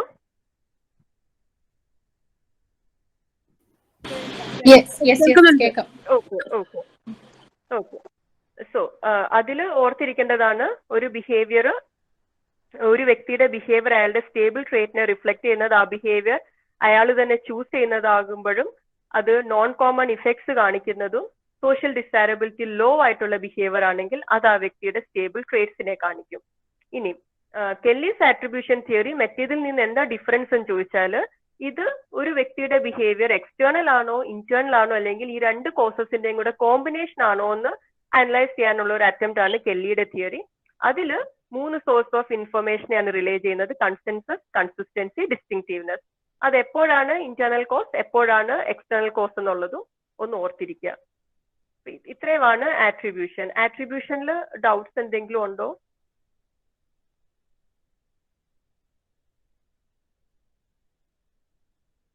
ഓക്കെ. സോ ഞാൻ നെക്സ്റ്റ് ഇതിലേക്ക് പോവാണ്, impression formation. Next slide. So impression ഫോർമേഷനിൽ ശരിക്കും പറഞ്ഞാൽ ഒരുപാട് കോൺസെപ്റ്റ്സ് ഒന്നുമില്ല, ഒരുപാട് റിസർച്ചും അല്ലെങ്കിൽ ഒരുപാട് തിയറീസും ഒന്നുമില്ല. സോ അതുകൊണ്ട് ഞാൻ അതൊരു ജസ്റ്റ് ഒരു സ്ലൈഡിൽ ഒന്ന് സമ്മപ്പ് ചെയ്തങ്ങ് വിട്ടിരിക്കുന്നതേ ഉള്ളൂ. നമുക്കറിയാവുന്ന കാര്യങ്ങളൊക്കെ തന്നെയാണ് ഇംപ്രഷൻ ഫോർമേഷൻ. ഈ ഞാൻ മുമ്പേ പറഞ്ഞ ഈ ആട്രിബ്യൂഷൻ ഒക്കെ കുറച്ചുകൂടെ ഒരു ഇൻഫർമേഷൻ സോഴ്സ് വേണം, നമ്മളുടെ ഒരു പ്രോസസ്സിങ്ങും കോഗ്നിറ്റീവ് എഫേർട്ടും ഒക്കെ ഇൻവോൾവ് ആണ്. പക്ഷെ എല്ലാം എപ്പോഴും നമുക്ക് ഇങ്ങനെ വളരെയധികം അനലൈസ് ചെയ്തൊന്നും നമുക്ക് മറ്റൊരാളുടെ ബിഹേവിയറിനെ കുറിച്ച് മനസ്സിലാക്കാനൊക്കെ ഡിഫിക്കൽട്ട് ആണ്. ചിലപ്പോഴൊക്കെ നമ്മൾ പെട്ടെന്ന് തന്നെ മറ്റുള്ളവരെ കുറിച്ച് ഇംപ്രഷൻസ് ഫോം ചെയ്യും. അതിനെ ആ പ്രോസസ്സിന്റെ പേരാണ് ഇംപ്രഷൻ ഫോർമേഷൻ. ഈ ഒരു ഇംപ്രഷൻ ഫോം ചെയ്യുന്നത് ചിലപ്പം ഒരു ലുക്കിലായിരിക്കും, അല്ലെങ്കിൽ ചിലപ്പം ഒരു വാക്കിലായിരിക്കും. അപ്പൊ നമ്മളുടെ ഏറ്റവും ലീസ്റ്റ് എഫേർട്ട്ഫുൾ മാനറിലാണ് ഇംപ്രഷൻ ഫോം ചെയ്യുന്നത്. എനിക്ക് ഇംപ്രഷൻ ഫോർമേഷൻ ഞാൻ ഇപ്പോഴീ സ്ലൈഡ് കണ്ടപ്പോൾ എനിക്ക് വളരെ ഇതുമായിട്ട് റിലേറ്റ് ചെയ്ത ഒരു ഇൻട്രസ്റ്റിംഗ് കാര്യം ഓർമ്മ വന്നു. ഞാൻ ജസ്റ്റ് ഷെയർ ചെയ്യാം. ഇപ്പൊ ഇന്നലെ ഈ സെഷന് തൊട്ട് മുമ്പായിട്ട് രേഷ്മ മാം വിളിച്ചിട്ട് പറഞ്ഞു നമുക്കൊരു 5 minutes ഒന്ന് ഇരുന്ന് നോക്കണം എങ്ങനെയാണ് നമ്മുടെ സ്ലൈഡ് കാണുന്നത്, കണക്ടിവിറ്റി ഇഷ്യൂസും സൗണ്ടിന്റെ ക്ലാരിറ്റി ഒക്കെ ഒന്ന് നോക്കണം എന്ന് പറഞ്ഞു. സോ ഞങ്ങൾ ഗൂഗിൾ മീറ്റിൽ ജസ്റ്റ് ഒന്ന് ഇരുന്ന് നോക്കിയപ്പം എന്റെ മദറിനോ ഇവിടെ ഉണ്ട്, ഒരു കാറ്ററാക്ട് സർജറിയുമായിട്ട് ബന്ധപ്പെട്ട് വന്നതാണ്. സോ എനിക്കൊന്ന് ഹാർഡ്ലി ഒരു 5 minutes ഞങ്ങളത് 5 അല്ലെങ്കിൽ 7 minutes ഇരുന്നിട്ടുണ്ടായിരുന്നുള്ളൂ. അപ്പൊ ഈ സമയത്ത് ഓഡിയോ കേൾക്കുന്നുണ്ടല്ലോ, അമ്മയും കേൾക്കുന്നുണ്ട്. എല്ലാം കഴിഞ്ഞ് വെച്ചു. അത് കഴിഞ്ഞിട്ട് എന്റെ ഹസ്ബൻഡ് ജോബ് കഴിഞ്ഞ് തിരിച്ചു വന്നപ്പം അദ്ദേഹം ചോദിച്ചു ഇന്നത്തെ ക്ലാസ് എങ്ങനെ, നിനക്ക് വേണമെങ്കിൽ ഒരു ട്രയൽ ഞാൻ ഗൂഗിൾ മീറ്റ് കയറി നോക്കാന്ന് പറഞ്ഞപ്പോ ഞാൻ പറഞ്ഞു വേണ്ട, അതൊക്കെ ഓൾറെഡി കഴിഞ്ഞു എന്ന് പറഞ്ഞു. പെട്ടെന്ന് അമ്മ അദ്ദേഹത്തോട് പറഞ്ഞു ഞാൻ കേട്ടായിരുന്നു, വളരെ നല്ലൊരു കുട്ടിയാണ്. എന്നിട്ട് കുറെ സെറ്റ് ഓഫ് ഡിസ്ക്രിപ്ഷൻസ് മാമിനെ കുറിച്ച്. അമ്മ പക്ഷെ മാമിനെ കണ്ടില്ല, ഒന്നുമില്ല, അവിടെ മാറി ഇരിക്കുന്നതേ ഉണ്ടായിരുന്നുള്ളൂ. ഒരുപാട് പോസിറ്റീവായിട്ടുള്ള കുറെ കാര്യങ്ങൾ അമ്മയ്ക്ക് അടുത്തറിയാവുന്ന ഒരാളെ കുറിച്ച് പറയുന്ന കൂട്ട് പറയാൻ തുടങ്ങി. സോ എന്റെ ഹസ്ബൻഡ് ഒരു ടെൻഡൻസി ഉണ്ട്, ചുമ്മാ ഇങ്ങനെ ഇൻസ്റ്റിഗേറ്റ് ചെയ്തുകൊണ്ടേയിരിക്കും. സോ ഹസ്ബൻഡ് പെട്ടെന്ന് പറഞ്ഞു അമ്മ അതിനെ കണ്ടോ, എനിക്കറിയാലോ, ഞാനാണ് ആദ്യം സംസാരിച്ചിട്ടുള്ളത് മാമിന്റെ അടുത്ത്, സോ എനിക്കറിയാലോ, പിന്നെ അമ്മയ്ക്ക് എങ്ങനെ അറിയാം എന്ന് ചോദിച്ച ഉടനെ അമ്മ ഒരു കാര്യമാണ് അമ്മയ്ക്ക് അത്രയും ഇംപ്രഷൻ ഫോം ചെയ്യാനുള്ള ഒരു കാര്യം എന്താണെന്ന് ലാസ്റ്റിലാ പറഞ്ഞത്. ഈ ഒരു ട്രയൽ നടക്കുന്ന ഉടനെ മാമിന് ഒരു കോള് വന്നു. സോ ആ കോൾ അറ്റൻഡ് ചെയ്ത് കഴിഞ്ഞിട്ട് മാം എന്നോട് സോറി എന്ന് പറഞ്ഞു, കോൾ ഇടയ്ക്ക് അറ്റൻഡ് ചെയ്തതിന്. ആ ഒരു ഒറ്റ ഇൻസ്റ്റന്റ് മാത്രമാണ് അമ്മയ്ക്ക് രജിസ്റ്റർ ആയത്. അപ്പൊ ആ ഒരു ഒറ്റ ഇൻഫർമേഷന്റെ ബേസിസിൽ അമ്മ വളരെ ഇംപ്രഷൻ ഫോം ചെയ്തു. സോ ഇങ്ങനെയാണ് നമ്മളും പലപ്പോഴും ഇംപ്രഷൻസ് ഫോം ചെയ്യുന്നത്, വളരെ ലീസ്റ്റ് എഫേർട്ട്ഫുൾ മാനറിൽ വളരെ ചെറിയ ഇൻഫർമേഷൻസിന്റെ ബേസിസിൽ നമ്മൾ ഇംപ്രഷൻസ് ഫോം ചെയ്യും. സോ അതുകൊണ്ട് തന്നെ നമ്മൾ ചിലപ്പോൾ പറയാറുണ്ട് first impression is the best impression. First time ഒരാളെ കാണുന്ന ഉടനെ നമ്മൾ ഫോം ചെയ്യുന്ന ഇംപ്രഷൻസ് ഒരു ലാസ്റ്റിംഗ് ഇഫക്റ്റ് ഉണ്ടാക്കും പിന്നീട് അയാളുമായിട്ട് ഇന്ററാക്ട് ചെയ്യുമ്പോഴും ഒക്കെ. സോ അതുകൊണ്ട് തന്നെ art of impression formation is very important. പലപ്പോഴും ഇന്റർവ്യൂസിലൊക്കെ പോകുന്നതിന് മുമ്പായിട്ട് നമ്മൾ ചിലപ്പോൾ ട്രെയിനിങ് തന്നെ കൊടുക്കും, എങ്ങനെയാണ് ഒരു ഫസ്റ്റ് ഇംപ്രഷൻ ഉണ്ടാക്കേണ്ടത്. നമ്മുടെ ബിഹേവിയറിലായിരിക്കാം, നമ്മുടെ ബോഡി ലാംഗ്വേജ് ആയിരിക്കാം, ഈവൻ നമ്മുടെ ഒരു അപ്പിയറൻസ് ആയിരിക്കാം, നമ്മൾ പറയുന്ന ഒരു വാക്കായിരിക്കും. ഇപ്പൊ ഞാൻ പറഞ്ഞ എക്സാമ്പിളിൽ ഒരു വാക്കാണ് ആ ഇംപ്രഷൻ ഫോർമേഷനിലേക്ക് ലീഡ് ചെയ്തത്. സോ ഇംപ്രഷൻ ഫോർമേഷനിൽ ഒരു ക്ലാസിക് റിസർച്ച് നടത്തിയിട്ടുള്ളത് സോളമൻ ആഷ് ആണ്. ഈ സോളമൻ ആഷ് എന്ന വ്യക്തിയെ കുറിച്ച് നമ്മൾ വേറൊരു ടോപ്പിക് ഡിസ്കസ് ചെയ്യുമ്പം ഡീറ്റെയിൽഡ് ആയിട്ട് അന്നേരം ഞാൻ പറയാം. സോ ഒരു ആദ്യത്തെ ഒരു റിസർച്ച് വർക്ക് എന്ന് പറയാവുന്നത് സോളമൻ ആഷിന്റെ ആണ്. അപ്പൊ അദ്ദേഹം പറഞ്ഞു വെച്ചിട്ട് നമ്മൾ ഒരാളെ കുറിച്ച് ഒരു ഇംപ്രഷൻ ഫോം ചെയ്യുമ്പം ഓരോരോ ട്രേറ്റ്സ് വെറുതെ സമ്മപ്പ് ചെയ്തല്ല നമ്മൾ ഇംപ്രഷൻ ഫോം ചെയ്യുന്നത്. ഒരു ട്രേറ്റുമായിട്ട് റിലേറ്റ് ചെയ്ത് അടുത്ത ട്രേറ്റ് അങ്ങനെ ആലോചിച്ചിട്ട് ഹോൾ ആയിട്ടാണ് നമ്മൾ ആ വ്യക്തിനെ കുറിച്ചുള്ള ഇംപ്രഷൻ ഫോം ചെയ്യുന്നത്. പിന്നെ അതുപോലെ തന്നെ ഒരു മോഡേൺ റിസർച്ച് പറയുന്നത് നമ്മൾ ഇംപ്രഷൻസ് ഫോം ചെയ്യുമ്പം ചില കൈൻഡ്സ് ഓഫ് ഇൻഫർമേഷൻ ആണ് കൂടുതൽ എംഫസിസ് കൊടുക്കുന്നത്. അത് ചിലപ്പോൾ അവരുടെ ചില വാല്യൂസ് ആയിരിക്കാം, അവരുടെ ചില സ്വഭാവ സവിശേഷതകളായിരിക്കാം. അതല്ലാതെ അവരുടെ കോമ്പീറ്റൻസ് വെച്ചുകൊണ്ടാവില്ല ചിലപ്പോൾ നമ്മൾ ഇംപ്രഷൻ ഫോം ചെയ്യുന്നത്, അവരുടെ കഴിവ് വെച്ചുകൊണ്ടാവില്ല. പകരം അവർക്കുള്ള ചില വാല്യൂസും ചില ട്രേറ്റ്സും ഒക്കെയാണ് കൂടുതലായിട്ടും ഇംപ്രഷൻ ഫോം ചെയ്യാൻ വേണ്ടി മറ്റു വ്യക്തികളെ എംഫസൈസ് ചെയ്യുന്നത്. And as I have said earlier, it is usually done in a least effortful manner. നമ്മൾ ഒരുപാട് കോഗ്നിറ്റീവ്ലി പ്രോസസ് ചെയ്തോ അല്ലെങ്കിൽ സിസ്റ്റമാറ്റിക്കലി അനലൈസ് ചെയ്തോ ഒന്നും അല്ല ഇംപ്രഷൻ ഫോം ചെയ്യുന്നത്. സോ ഇത് ഇത്രയേ ഉള്ളൂ. ഈ ഇംപ്രഷൻ ഫോർമേഷൻ ആട്രിബ്യൂഷനുമായിട്ട് തന്നെ റിലേറ്റ് ചെയ്ത് വരുന്ന ഒരു ടോപ്പിക്കാണ്. സോ ആട്രിബ്യൂഷൻ ടോപ്പിക്സിൽ ഇത്രയാണ് വരുന്നത്. ഇനിയും നെക്സ്റ്റ് വരുന്നത് ആറ്റിറ്റ്യൂഡ്സ് ആണ്. ഓക്കെ, സോ ആറ്റിറ്റ്യൂഡ്സ് എന്ന് പറഞ്ഞാൽ നമുക്ക് ഒക്കെ നമ്മുടെ സോഷ്യൽ വേൾഡിനെ കുറിച്ച് ഒരുപാട് ഇവാലുവേഷൻസ് ഉണ്ട്. ഈ ഇവാലുവേഷൻസ് പോസിറ്റീവ് ആകാം, നെഗറ്റീവ് ആകാം. എന്തിനെ കുറിച്ചും സോഷ്യൽ വേൾഡ് എന്ന് പറയുമ്പം അതൊരു വ്യക്തിയാകാം, ഒരു ഗ്രൂപ്പ് ആകാം, ഈവൻ ചില ഒബ്ജക്ട്സിനെ കുറിച്ച് പോലും നമുക്ക് ചില ഇവാലുവേഷൻസ് ഉണ്ട്. ഈ ഒരു നെഗറ്റീവ് ആൻഡ് പോസിറ്റീവ് ഇവാലുവേഷൻസ് ആണ് നമ്മൾ ആറ്റിറ്റ്യൂഡ്സ് എന്ന് വിളിക്കുന്നത്. ഇനി ഈ ആറ്റിറ്റ്യൂഡ്സിൽ തന്നെ കണ്ടുവരുന്ന ഒരു സംഭവമാണ് ആറ്റിറ്റ്യൂഡ് ആംബിവാലൻസ്. ഇപ്പൊ ഞാൻ ആദ്യമേ പറഞ്ഞു നമുക്ക് പോസിറ്റീവായിട്ടുള്ള അതേസമയം നെഗറ്റീവായിട്ടുള്ള ഇവാലുവേഷൻസ് കാണാം ചുറ്റുമുള്ള നമ്മളുടെ സോഷ്യൽ വേൾഡിന്. പക്ഷെ എല്ലായ്പ്പോഴും ഒരു പെർട്ടിക്കുലർ ഒബ്ജക്റ്റിനോടോ അല്ലെങ്കിൽ പീപ്പിളിനോടോ ഗ്രൂപ്പിനോടോ പോസിറ്റീവ് ഓർ നെഗറ്റീവ് എന്നല്ല, ചിലപ്പോൾ ഒരു മിക്സ്ഡ് ഇത് വരാം. അതിനെയാണ് ആറ്റിറ്റ്യൂഡ് ആംബിവാലൻസ് എന്ന് പറയുന്നത്. ഇപ്പം ഒരു ഉദാഹരണം പറയുകയാണെങ്കിൽ, നിങ്ങൾക്ക് ഡെസേർട്സ് ഭയങ്കര ഇഷ്ടമാണെന്ന് വിചാരിക്കുക. അറ്റ് ദ സെയിം ടൈം നിങ്ങൾ ഒരു ഡയറ്റ് കൺട്രോൾ പ്ലാൻ എന്നാന്ന് വിചാരിക്കുക. സോ ഡെസേർട്ടിനെ ഒരു ഡെസേർട്ട് കാണുന്നുണ്ടെങ്കിൽ നമുക്കൊരു ക്രേവിങ് തോന്നും. അതിന്റെ ഒരു ഡെലീഷ്യസ് ഇതുമൊക്കെ ആലോചിക്കുമ്പോൾ നമുക്കൊരു ക്രേവിങ് തോന്നാം. അപ്പൊ അവിടെ നമ്മൾ ഡെസേർട്ടിനോട് ഒരു പോസിറ്റീവ് ആറ്റിറ്റ്യൂഡാണ് കാണിക്കുന്നത്. But at the same time ആ സെയിം ഡെസേർട്ട് കഴിച്ചാൽ ഉണ്ടാകാവുന്ന അതിൽ അടങ്ങിയിരിക്കുന്ന കാലറീസും അത് ലീഡ് ചെയ്തേക്കാവുന്ന വെയിറ്റ് ഗെയിനും ആലോചിക്കുമ്പോൾ നമ്മൾ അറിയാതെ ഒരു നെഗറ്റീവ് ഇവാലുവേഷൻ. സോ ഒരേ ആറ്റിറ്റ്യൂഡ് ഒബ്ജക്റ്റിനോട് തന്നെ നമുക്ക് പോസിറ്റീവും നെഗറ്റീവും ഇവാലുവേഷൻസ് ഉണ്ടാകാം. അതിനെയാണ് ആറ്റിറ്റ്യൂഡ് ആംബിവാലൻസ് എന്ന് പറയുന്നത്. സോ ഇനി അടുത്തത് എങ്ങനെയാണ് ഈ ആറ്റിറ്റ്യൂഡ്സ് ഫോം ചെയ്യുന്നത്? സോ എല്ലാത്തിനോടും നമുക്ക് ആറ്റിറ്റ്യൂഡ്സ് ഉണ്ട്, അല്ലെങ്കിൽ ഈ ഒരു ഇവാലുവേഷൻസ് ഉണ്ട്. ഇത് എങ്ങനെയാണ് ഫോം ചെയ്യുന്നതെന്ന് വെച്ചാൽ ഒരുപാട് രീതിയിൽ ആറ്റിറ്റ്യൂഡ്സ് ഫോം ആകാം. അതിലെ ഫസ്റ്റ് ആൻഡ് ഫോർമോസ്റ്റ് ഒരു basic way of forming this attitudes is social learning.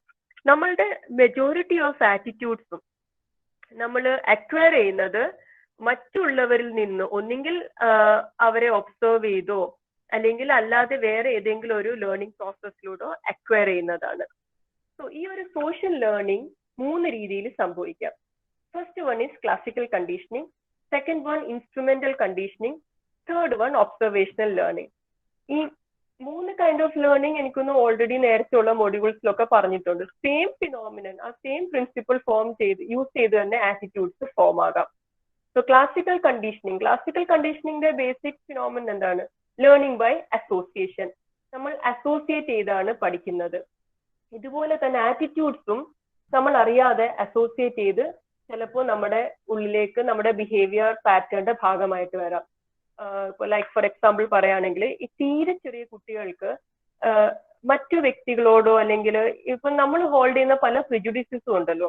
ഒന്നെങ്കിൽ ഒരു പ്രത്യേക സ്കിൻ കളറിനോടോ അല്ലെങ്കിൽ പ്രത്യേക ഗ്രൂപ്പിനോടോ.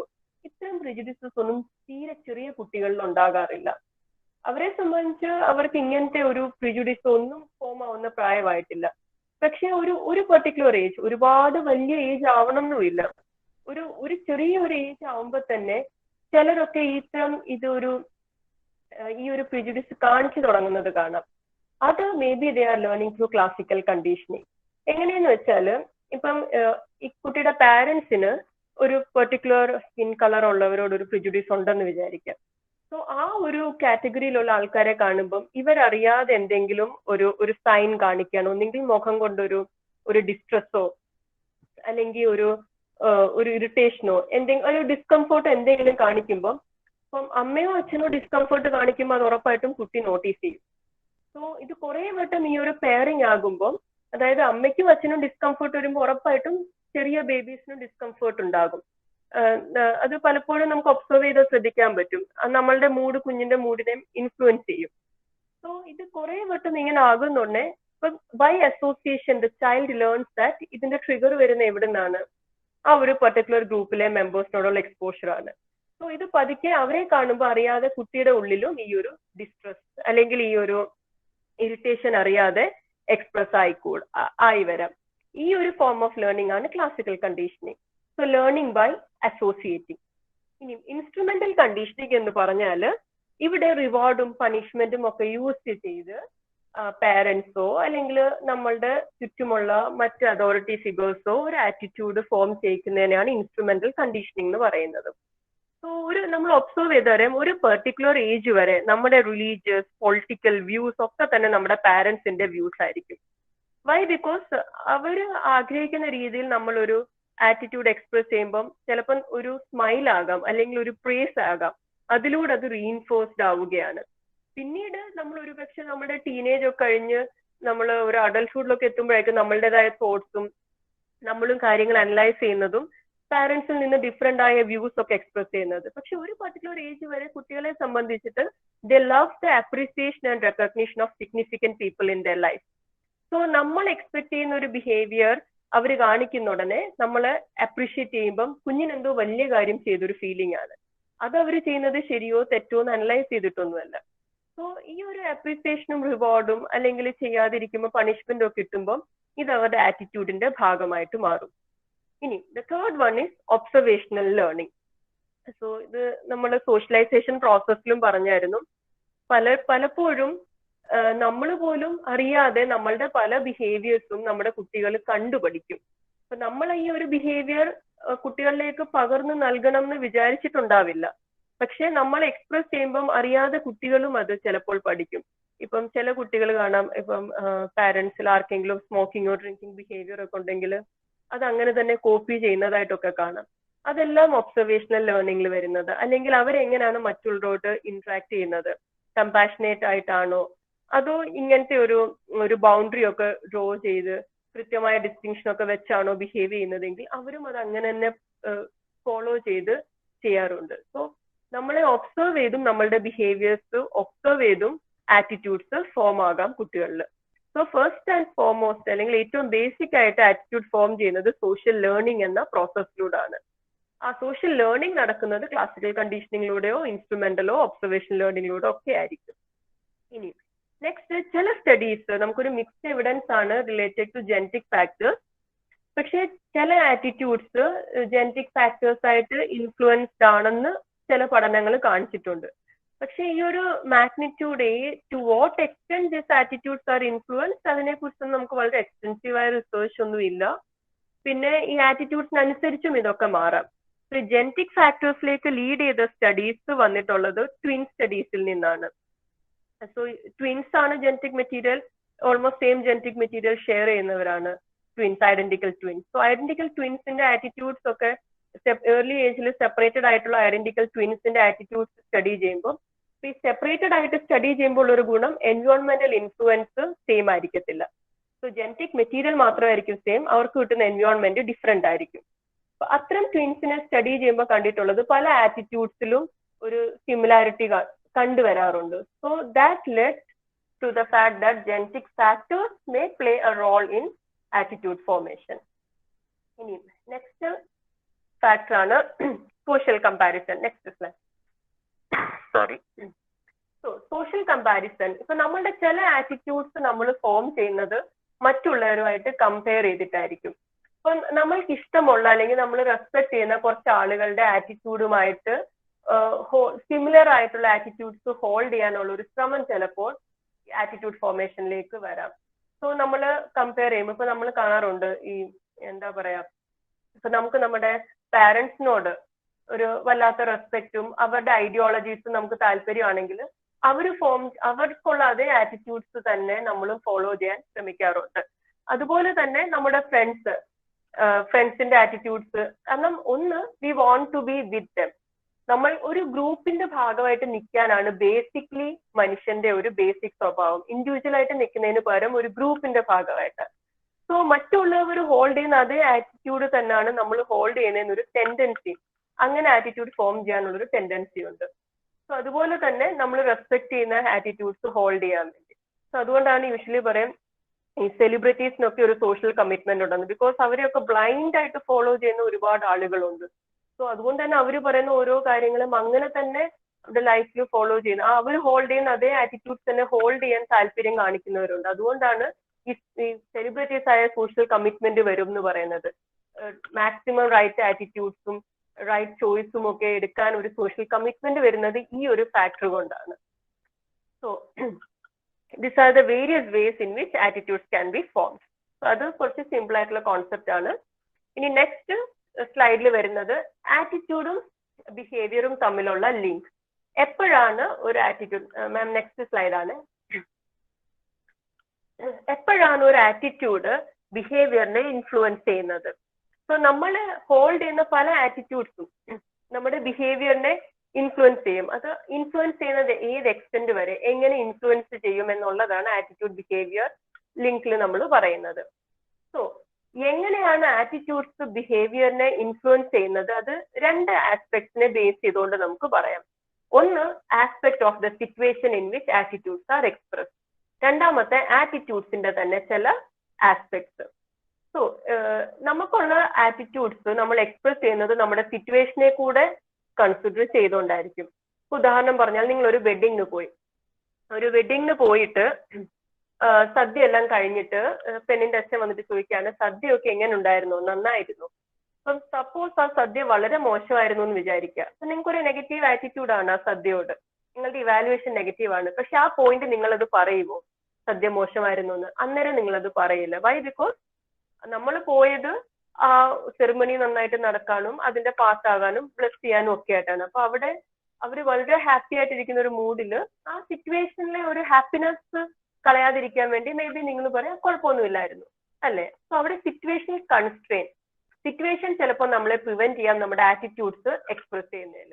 സോ ആറ്റിറ്റ്യൂഡ് ബിഹേവിയറിലേക്ക് എത്തുന്നതിന്റെ ആ ഒരു ആസ്പെക്ട്സ് ആണ് ഞാൻ പറയുന്നത്. സോ സിറ്റുവേഷൻ ഇമ്പോർട്ടന്റ് ആണ് നമ്മളുടെ ആറ്റിറ്റ്യൂഡ്സ് നമ്മൾ ബിഹേവിയറിലേക്ക് എക്സ്പ്രസ് ചെയ്യുമോ എന്നുള്ളത്. ഇനിയും ഇത് കൂടാതെ ആറ്റിറ്റ്യൂഡിന്റെ തന്നെ ചില ആസ്പെക്ട്സ് ഉണ്ട് ബിഹേവിയറുമായിട്ടുള്ള ലിങ്കിന് പറയാനാണെങ്കിൽ. ഒന്നാമത്തേത് ആറ്റിറ്റ്യൂഡ് ഒറിജിൻ.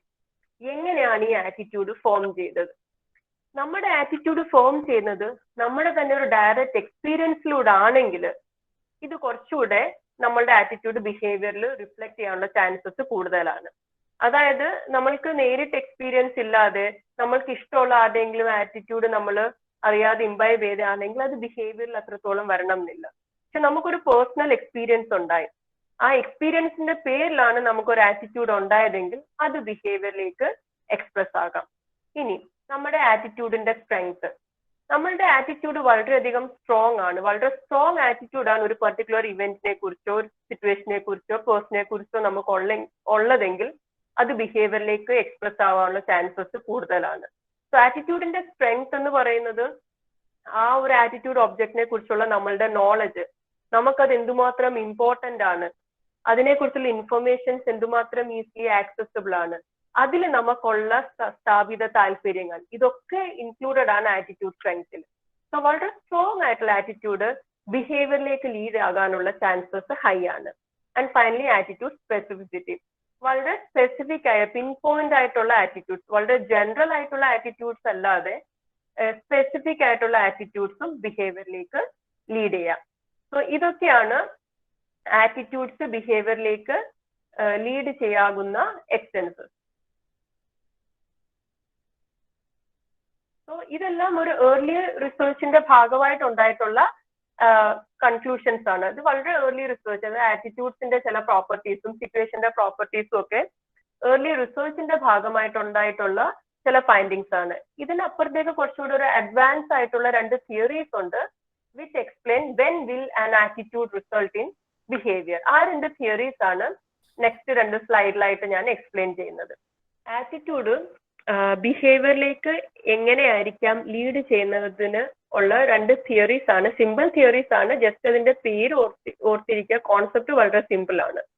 അതിൽ ആദ്യത്തെ തിയറി എന്ന് പറയുന്നത് theory of planned behaviour. So ഈ തിയറി ഓഫ് പ്ലാൻഡ് ബിഹേവിയർ ശരിക്കും പറഞ്ഞാൽ തിയറി ഓഫ് റീസെന്റ് ആക്ഷൻ എന്നൊരു തിയറി വന്നിരുന്നു. അതിന്റെ ഒരു എക്സ്റ്റൻഷൻ ആണ് തിയറി ഓഫ് പ്ലാൻഡ് ബിഹേവിയർ. ഞാൻ അത് സൈഡിൽ കൊടുത്തിട്ടുണ്ട്. തിയറി ഓഫ് റീസെന്റ് ആക്ഷൻ ആണ് ആദ്യം വന്നിട്ടുള്ള തിയറി.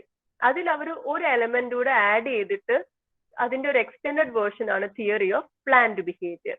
അതായത് നമ്മൾ ഒരു ബിഹേവിയറിൽ എൻഗേജ് ചെയ്യുന്ന ഉടനെ അത് ഒരുപാട് റാഷണൽ പ്രോസസ്സിലൂടെ ആണ് ആ ഒരു കംപ്ലീറ്റ് ചെയ്ത് പോകുന്നത്. ഒരു പർട്ടിക്കുലർ ബിഹേവിയറിൽ എൻഗേജ് ചെയ്യണോ വേണ്ടയോ എന്നുള്ള ഡിസിഷൻ നമ്മൾ ബിഹേവിയറിന്റെ എല്ലാ ഔട്ട്കംസും ആലോചിച്ച് ഒരു ഗോൾ ഓറിയന്റഡ് ആയിട്ടുള്ള ലോജിക്കൽ പാഷനിലാണ് ആ കംപ്ലീറ്റ് തോട്ട് പ്രോസസ് പോകുന്നത്. സോ അതിനെ എക്സ്പ്ലെയിൻ ചെയ്യുന്ന തിയറിയാണ് theory of reasoned action. So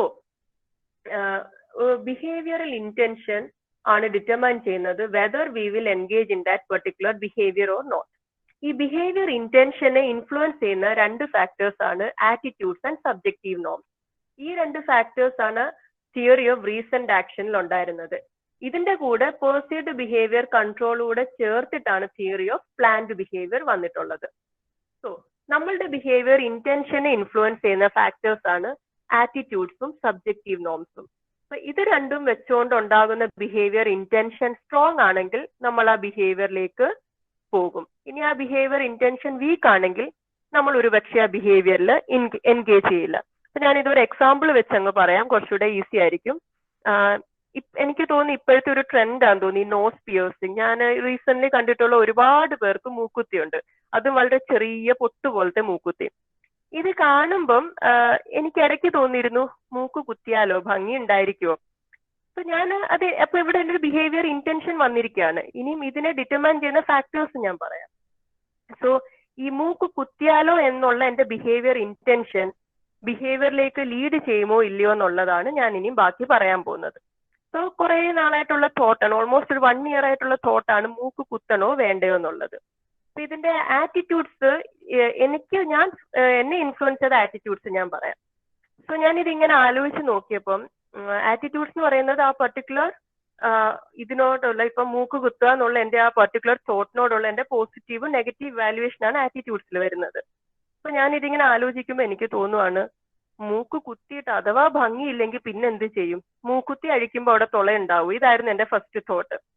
അപ്പം ഞാൻ ആലോചിക്കുമ്പോൾ എന്റെ ചെറിയ മൂക്ക ഇനിയും കുത്താന്ന് തന്നെ വിചാരിക്കാം, പക്ഷെ കുത്തിയിട്ട് വൃത്തികേടായി കഴിഞ്ഞാല് ഇനി എന്റെ മുഖത്തിന് ചേരുവോ, ചേർന്നില്ലെങ്കിൽ പിന്നെ അവിടെ ഒരു ഗ്യാപ്പ് വീണാലോ, അത് ഒരു തോട്ട് വന്നു. സോ അവിടെ എന്റെ തോട്ട്സ് ഒരു നെഗറ്റീവ് വേയിലാ പോയത്. അപ്പൊ അതാണ് ആറ്റിറ്റ്യൂഡ്സ് വരുന്നത്. ഇപ്പം ഇതിന് പകരം എന്റെ തോട്ട് ഇപ്പൊ വരുവാണ് മൂക്ക് കുത്തിയാൽ എനിക്ക് തോന്നുന്നു എന്നെ കാണാൻ കുറച്ചുകൂടെ ഭംഗിയുണ്ടായിരിക്കും. സോ മൂക്ക് കുത്തുന്നത് കുറച്ചുകൂടെ അഴകുണ്ടായിരിക്കും, കുറച്ച് നല്ല ചെറിയൊരു കല്ല്, കുറച്ച് ഭംഗിയുള്ള ഒരു ഓർണമെന്റ് സെലക്ട് ചെയ്താൽ കുറച്ചുകൂടെ എന്റെ ബ്യൂട്ടി എൻഹാൻസ് ചെയ്യും എന്നാണ് എന്റെ ഇവാലുവേഷൻ എങ്കിൽ അതെന്റെ ബിഹേവിയർ ഇന്റൻഷനെ സ്ട്രോങ് ആക്കുമായിരിക്കും ചെയ്യുന്നത്. So that is the first factor, attitude, which is influencing your behaviour intention. Now the second thing is subjective norms. ഇവിടെ നമ്മൾ യൂസ് ചെയ്യുന്നത് നമുക്ക് ചുറ്റുമുള്ളവരുടെ ഒപ്പീനിയൻസും സോഷ്യൽ നോംസും ഒക്കെയാണ്. സോ ഞാൻ ആദ്യം ഈ മൂക്ക് കുത്തുന്ന കേസ് ഇങ്ങനെ ജസ്റ്റ് ഒന്ന് ഡിസ്കസ് ചെയ്തപ്പം യൂഷ്വലി എനിക്ക് എന്തെങ്കിലും ചേരും എന്നുണ്ടെങ്കിൽ എന്റെ ഹസ്ബൻഡ് വളരെ ജെന്യൂൻ ആയിട്ട് പറയുന്ന ഒരാളാണ്. എന്റെ ഷോപ്പിംഗിലൊക്കെ എന്നേക്കാൾ അധികം സമയം സ്പെൻഡ് ചെയ്ത് എനിക്ക് വേണ്ടി ഡ്രസ്സ് എടുക്കുന്ന അദ്ദേഹമാണ്. ഞാൻ അത്ര പേഷ്യന്റ് അല്ല ഒരു കാര്യം സെലക്ട് ചെയ്യാനൊക്കെ. ഞാൻ ആദ്യം കാണുന്ന എടുത്തുകൊണ്ട് വരിക എന്നുള്ളൊരു ടൈപ്പാണ്. സോ പുള്ളി പക്ഷെ ഒരുപാട് സമയം ഇൻവെസ്റ്റ് ചെയ്ത് ഏറ്റവും നല്ലത് നോക്കി എടുക്കാൻ ഇഷ്ടപ്പെടുന്ന ആളുമാണ്. ഞാനിത് ഷെയർ ചെയ്തപ്പം കൃത്യമായ ഒരു ഒപ്പീനിയൻ എന്നോട് പറഞ്ഞില്ല, ഒരു മിക്സ്ഡ് റിയാക്ഷൻ ആയിരുന്നു. ഒരു ഉറപ്പില്ലാത്ത കൂട്ട്, ഭംഗി ഉണ്ടായിരിക്കുമോ ഇല്ലയോ എന്ന് അറിയില്ല. സോ അവിടെ എനിക്കൊരു ഡൗട്ട് വന്നു, because I trust his opinion a lot. എനിക്ക് അവിടുന്ന് ഒരു ക്ലിയർ കട്ട് ഇത് വരാത്തപ്പോൾ ഒരു ഡൗട്ടായി. പിന്നെ അതോടൊപ്പം ഞാൻ ജസ്റ്റ് എന്റെ മദറിനോട് പറഞ്ഞപ്പം പുള്ളിക്കാരിക്ക് പിന്നെ മൂക്ക് കുത്തുന്നതേ ഇഷ്ടമല്ല. സോ എന്റെ ഹസ്ബൻഡിന്റെ അനിയന്റെ വൈഫിന്റെ മൂക്ക് കുത്തിയിട്ടുണ്ട്. അപ്പൊ എന്നോട് പറഞ്ഞൊരു കേസ്, പെണ്ണ് കാണാൻ പോയപ്പോൾ മൂക്ക് കുത്തിയത് ഞാൻ കണ്ടില്ല, കണ്ടിരുന്നെങ്കിൽ ഞാൻ വേണ്ടാന്ന് പറഞ്ഞേനേന്ന്. അപ്പൊ എനിക്ക് മനസ്സിലായ നെഗറ്റീവ് റിയാക്ഷനാ വരുന്നത്. അപ്പൊ എനിക്ക് കൺഫ്യൂഷൻ ഓൾറെഡി ഉണ്ടായിരുന്നു. സോ ഞാൻ മറ്റു സോഴ്സ് ഓഫ് ഇൻഫർമേഷൻ നോക്കിയപ്പം അവിടുന്ന് എനിക്കൊരു നെഗറ്റീവ് റിയാക്ഷൻ വന്നപ്പം എന്റെ ബിഹേവിയർ ഇന്റൻഷൻ ലോ ആയി. ഇനി തിയറി ഓഫ് പ്ലാൻഡ് ബിഹേവിയർ വെച്ചിട്ട് ഒരു ഫാക്ടർ കൂടെ അവിടെ അവർ ഇൻക്ലൂഡ് ചെയ്തു, പെർസീവ്ഡ് ബിഹേവിയറൽ കൺട്രോൾ. എന്ന് വെച്ചാൽ ഈ പെർട്ടിക്കുലർ ബിഹേവിയറിലേക്ക് പോയാൽ അതിനെ കൺട്രോൾ ചെയ്യാനുള്ള എന്റെ കപ്പാസിറ്റി. അപ്പൊ ഞാൻ ആലോചിച്ചപ്പം മൂക്ക് കുത്തുന്ന പിയേഴ്സിങ്ങിന്റെ പെയിൻ എനിക്കിനി സഹിക്കാൻ പറ്റുമോ, അല്ലെങ്കിൽ വളരെ ഭംഗിയായിട്ട് പിയേഴ്സ് ചെയ്യുന്ന ആരെ എനിക്ക് അറിയത്തില്ല, എങ്ങാനും അങ്ങോട്ടും ഇങ്ങോട്ടും ഒന്ന് പൊസിഷൻ മാറിയാൽ ഇതിന്റെ ഭംഗി മൊത്തം പോവില്ലേ. സോ പെർഫെക്റ്റ് ആയിട്ട് പിയേഴ്സ് ചെയ്യുന്ന ആരെ എനിക്ക് അറിയത്തുമില്ല. അത്രയും കൂടെ വന്നപ്പോഴത്തേക്ക് എന്റെ ബിഹേവിയർ ഇന്റൻഷൻ കുറച്ച് ലോ ആയി, and my decision was not to engage in that nose piercing. ഇനി ഇതേ കാര്യം തന്നെ വേറെ ആംഗിളിൽ ചിന്തിച്ചാൽ എനിക്ക് പോസിറ്റീവ് ഇവാലുവേഷൻ ആണ്. മൂക്ക് കുത്തിയ ഭംഗി ഉണ്ടായിരിക്കും, എനിക്ക് ആ പെയിൻ ഒക്കെ ഹാൻഡിൽ ചെയ്യാം. എന്റെ ചുറ്റുമുള്ളവരൊക്കെ പറഞ്ഞു എനിക്ക് മൂക്ക് കുത്തിയ വളരെ ഭംഗി ഉണ്ടായിരിക്കും, പിന്നെ എനിക്ക് വളരെ പ്രൊഫഷണൽ ആയിട്ട് മൂക്ക് കുത്തുന്ന ഒരാളെ അറിയുകയും ചെയ്യാം, and I am able to handle that pain. അപ്പൊ ഇവിടെ ബിഹേവിയർ ഇന്റൻഷൻ സ്ട്രോങ് ആയി, and that may lead to the ultimate exhibition of that behaviour. ഇതാണ് theory of planned behaviour. So theory of reasoned ആക്ഷന്റെ ജസ്റ്റ് ഒരു extension ആണ് theory of planned behaviour. So ഒരു ബിഹേവിയറിലേക്ക് നമ്മൾ പോകുന്ന ഉടനെ അതിനെ നമ്മൾ ഒരു റാഷണൽ പ്രോസസ്സിലൂടെയാണ് പോകുന്നത്, which is goal oriented, and it follows a logical sequence. So നമ്മുടെ ബിഹേവിയർ ഇന്റൻഷനെ ഇൻഫ്ലുവൻസ് ചെയ്യുന്ന ഫാക്ടേഴ്സ് ആണ് ആറ്റിറ്റ്യൂഡ്, നോംസ് എന്ന സൊസൈറ്റി എന്നുള്ള കാര്യങ്ങൾ, ആൻഡ് പെർസീവ്ഡ് ബിഹേവിയറൽ കൺട്രോൾ. ഇനി നെക്സ്റ്റ് സ്ലൈഡിൽ ഫാസിയോന്റെ മറ്റൊരു തിയറിയാണ് attitude to behaviour process model. So എപ്പോഴാണ് ഒരു ആറ്റിറ്റ്യൂഡ് ബിഹേവിയറിലേക്ക് എത്തുന്നതിനുള്ള മറ്റൊരു തിയറിയാണ് ഫാസിയോയുടെ attitude behaviour process model. So attitude behaviour process model പറയുന്നത് ഒരു സിറ്റുവേഷനിൽ ഒരു ബിഹേവിയർ ഒരു പെർട്ടിക്കുലർ സിറ്റുവേഷനിൽ നമ്മൾ എക്സിബിറ്റ് ചെയ്യും എന്നുള്ളത് നമ്മളുടെ ആറ്റിറ്റ്യൂഡിനെയും ഇൻഫ്ലുവൻസ് ചെയ്തിരിക്കും, അതോടൊപ്പം what is appropriate in that behaviour എന്നുള്ള നമ്മുടെ ഒരു സ്റ്റോർഡ് നോളേജ് ഉണ്ട്, അതിനെയും ഇൻഫ്ലുവൻസ് ചെയ്തിരിക്കും. ഇതിന് ഞാൻ ഒരു എക്സാമ്പിൾ പറയാം. നമ്മുടെ ഈ കോവിഡ് ഒക്കെ സ്റ്റാർട്ട് ചെയ്ത സമയത്ത്, ഇതിന്റെ ഫസ്റ്റ് കേസസ് ഒക്കെ വന്ന് ലോക്ക്ഡൌൺ ഒക്കെ വന്ന സമയത്ത് ഞങ്ങൾ ചെന്നൈയിലായിരുന്നു. സോ ഈ ഒരു സാഹചര്യത്തിൽ അന്ന് കുറെ കൂടെ ഒക്കെ സ്ട്രിക്റ്റ് ആയിരുന്നു. സോ ഷോപ്സിലൊക്കെ പോകാമെങ്കിൽ കൃത്യമായിട്ട് അവർ സർക്കിളൊക്കെ വരച്ചിട്ടുണ്ടായിരിക്കും, നമ്മൾ ആ ഒരു ഡിസ്റ്റൻസ് മെയിൻറ്റെയിൻ ചെയ്ത് നിൽക്കണം. സോ എന്റെ ഹസ്ബൻഡ് ഒരിക്കലും ഷോപ്പിൽ പോകുമ്പോൾ ഇതേപോലെ തന്നെ ഫ്രണ്ടിൽ ഒരാളുണ്ട്, നമ്മൾ കുറച്ച് ഗ്യാപ്പ് ഇട്ടല്ലേ നിൽക്കുന്നത്, അദ്ദേഹം അവിടെ നിൽക്കുകയാണ്. പെട്ടെന്ന് ഒരു ലേഡി കയറി വന്നിട്ട് ഇവിടെ രണ്ടുപേരുടെ ഇടയിലോട്ട് കയറി. സോ അവിടെ ഒരു ഇവന്റ് ഉണ്ടായി, ആ ഇവന്റ് ഒരു ആറ്റിറ്റ്യൂഡ് ട്രിഗർ ചെയ്തു. അപ്പൊ ഈ പെർട്ടിക്കുലർ ആറ്റിറ്റ്യൂഡ് അദ്ദേഹത്തിന്റെ ട്രിഗർ ആയത് എന്താണ്, ഒരു നെഗറ്റീവ് ഇതാണ്. ഒരാൾ ക്യൂ നിൽക്കുമ്പോൾ ക്യൂയുടെ ഇടയിൽ കട്ട് ചെയ്യുന്നത് നെഗറ്റീവാണ്, ആ ആറ്റിറ്റ്യൂഡാണ് അവിടെ ട്രിഗർ ആയത്.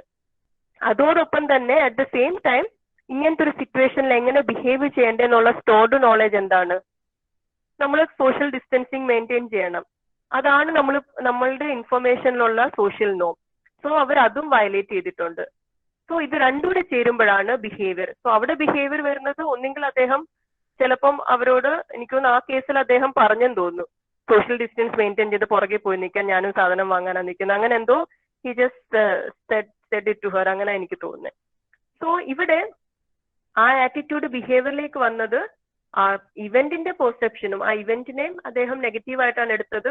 ക്യൂവിന്റെ ഇടയിൽ കയറി, രണ്ട് സോഷ്യൽ നോം, ക്യൂ മെയിൻറ്റെയിൻ ചെയ്യേണ്ടതാണെന്നൊരു സോഷ്യൽ നോമാണ്, at the same time social distance കൂടെ മെയിൻറ്റെയിൻ ചെയ്യേണ്ട സാഹചര്യമാണ്. സോ അത് രണ്ടും കൂടെ വന്നപ്പോഴത്തേക്ക് ഹിസ് ബിഹേവിയർ വാസ് ഒരു അവരോട് നെഗറ്റീവായിട്ട് സംസാരിക്കേണ്ടി വന്നു. ഇനി ഇതെല്ലാം വളരെ ഏജ്ഡ് ആയിട്ടുള്ള ഒരാളാണ് വരുന്നതെങ്കിൽ ഒരു പക്ഷെ അവിടെ വരുന്ന ബിഹേവിയർ വേറെ ആയിരിക്കും, ബിക്കോസ് നമ്മുടെ പെർസെപ്ഷൻ ഓഫ് ഇവന്റും സോഷ്യൽ നോമും അവിടെ മാറും.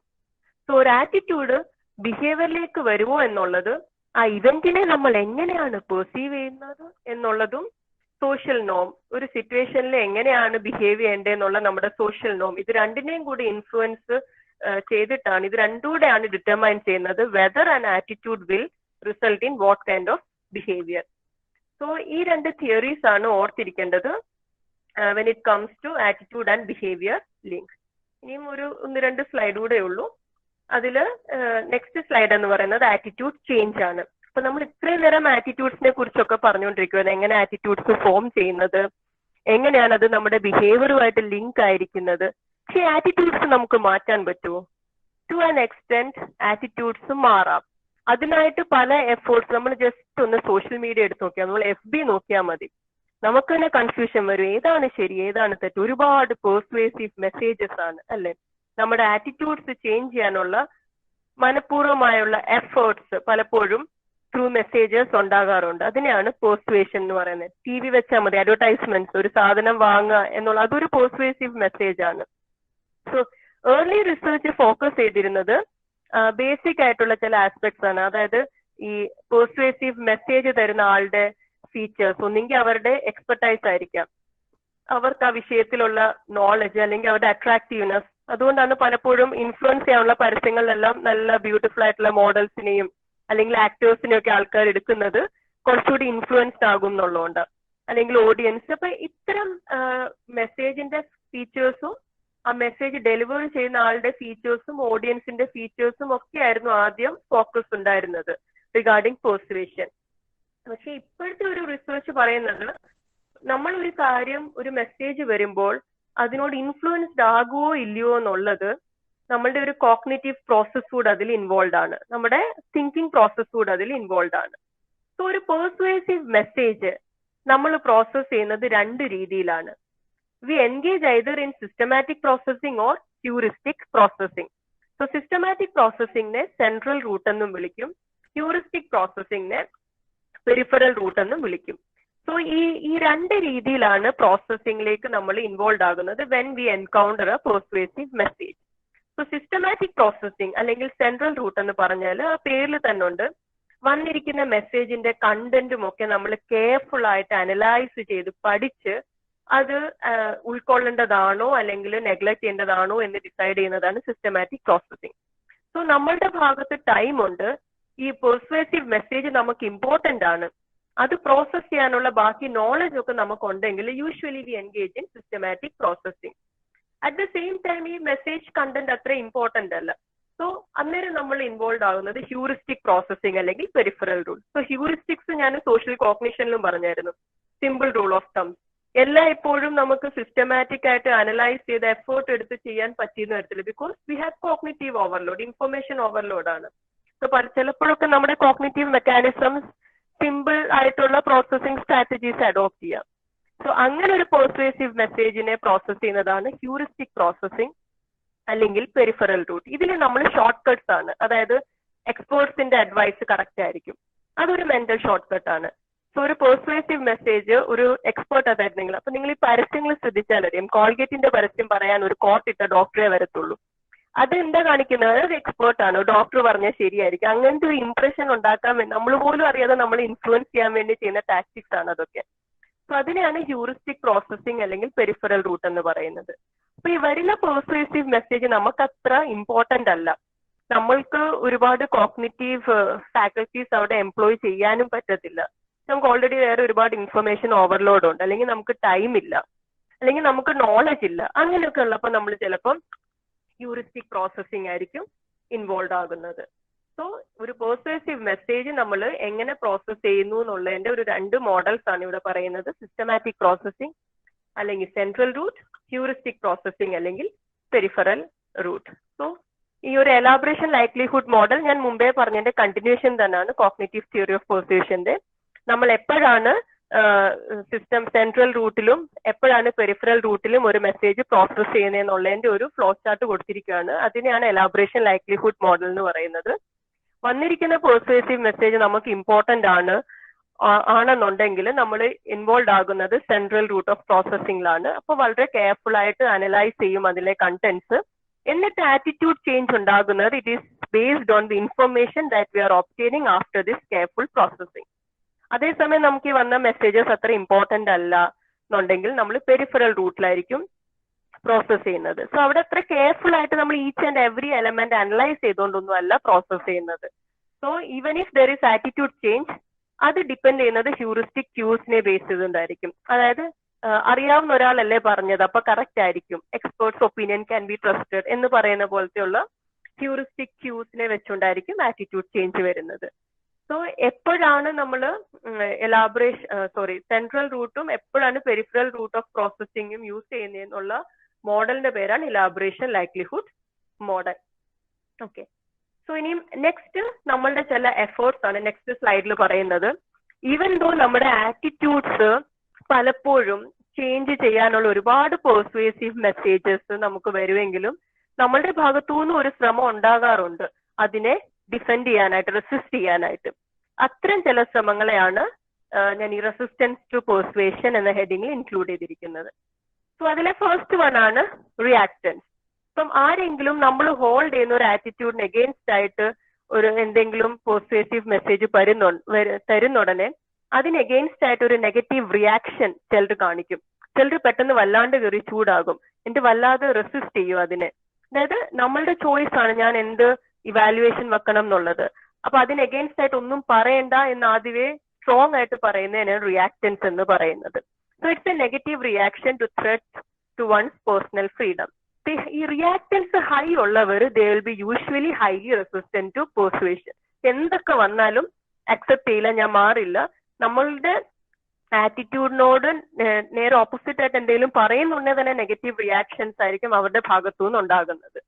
സോ റിയാക്ടൻസ് ഹൈ ആകുമ്പോൾ പെർസ്വേഷനെ നമ്മൾ ഹൈലി റിയാക്റ്റന്റ് ആയിട്ടുള്ള individuals they will be highly resistant to പെർസ്വേഷൻ.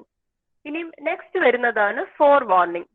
Four warning എന്ന് പറഞ്ഞാൽ നമ്മളെ ഒരാൾ പെർസ്വേഡ് ചെയ്യാൻ പോകുവാണെന്ന് നമുക്ക് ആദ്യമേ അറിയാമെങ്കിൽ പെർസ്വേഷനോടുള്ള റെസിസ്റ്റൻസ് കൂടുതലായിരിക്കും. ഇപ്പൊ ഫോർ എക്സാമ്പിൾ നമ്മുടെ വീട്ടിലൊക്കെ ഇങ്ങനെ സെയിൽസിനൊക്കെ ആയിട്ട് വരുമ്പോഴേ നമുക്കറിയാം ഇവരെന്തും പറഞ്ഞ് നമ്മളെ കൊണ്ട് മേടിപ്പിക്കും. അപ്പൊ നമ്മൾ ഓൾറെഡി ഒരു ഫോർ വാർണിംഗ് ഉണ്ട് നമുക്ക്. They are coming to persuade us and make us buy something. ഈ ഒരു അഡ്വാൻസ് നോളജ് പലപ്പോഴും നമ്മളെ കുറച്ചുകൂടെ ഡിഫെൻസീവ് ആകാൻ ഹെൽപ്പ് ചെയ്യും. സോ ഒരു പെർസ്വേഷൻ ഒരു അറ്റംപ്റ്റ് നടക്കുന്നു, അല്ലെങ്കിൽ നമ്മളൊരു ടാർഗറ്റ് ആകാൻ പോവാൻ ഒരു പെർസ്വേഷൻ ഒരു നോളജ് നമുക്ക് നേരത്തെ ഉണ്ടെങ്കിൽ നമ്മൾ കുറച്ചുകൂടെ റെസിസ്റ്റന്റ് ആയിരിക്കും പെർസ്വേഷന്. Next one is selective avoidance.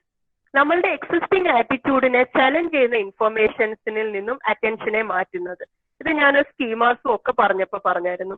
നമ്മളുടെ ആറ്റിറ്റ്യൂഡ്സുമായിട്ട് ചേർന്ന് പോകുന്ന ഇൻഫർമേഷൻസ് നോട്ടീസ് ചെയ്യാനായിരിക്കും നമ്മൾക്ക് കൂടുതൽ താല്പര്യം.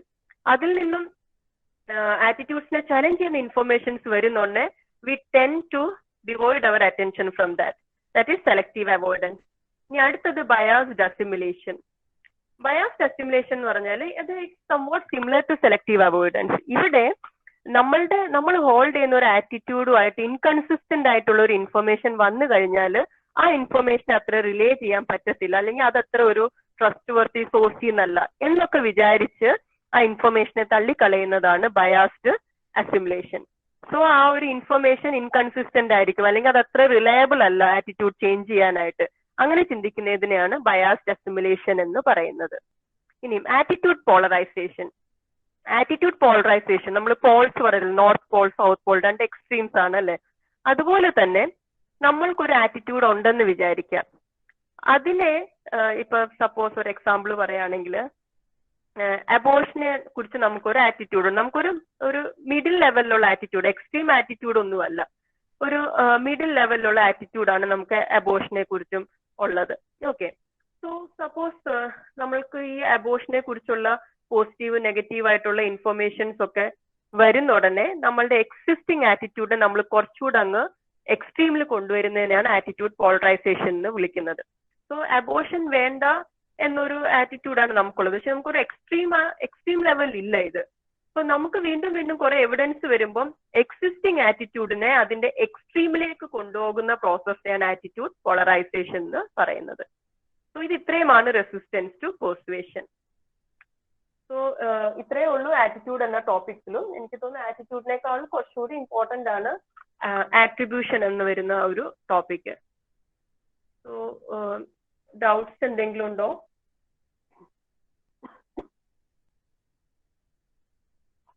Ma'am hello. കെല്ലീസ് തിയറിയിലെ ഫാക്ടേഴ്സിന്റെ ഒന്നുകൂടെ എക്സ്പ്ലെയിൻ ചെയ്തു തരുമോ? Sure. Internal and external factors വരുന്നതല്ലേ? അതെ. Okay, so Kelly's theory slide number 21 ഒന്ന് എടുക്കാവോ മാം?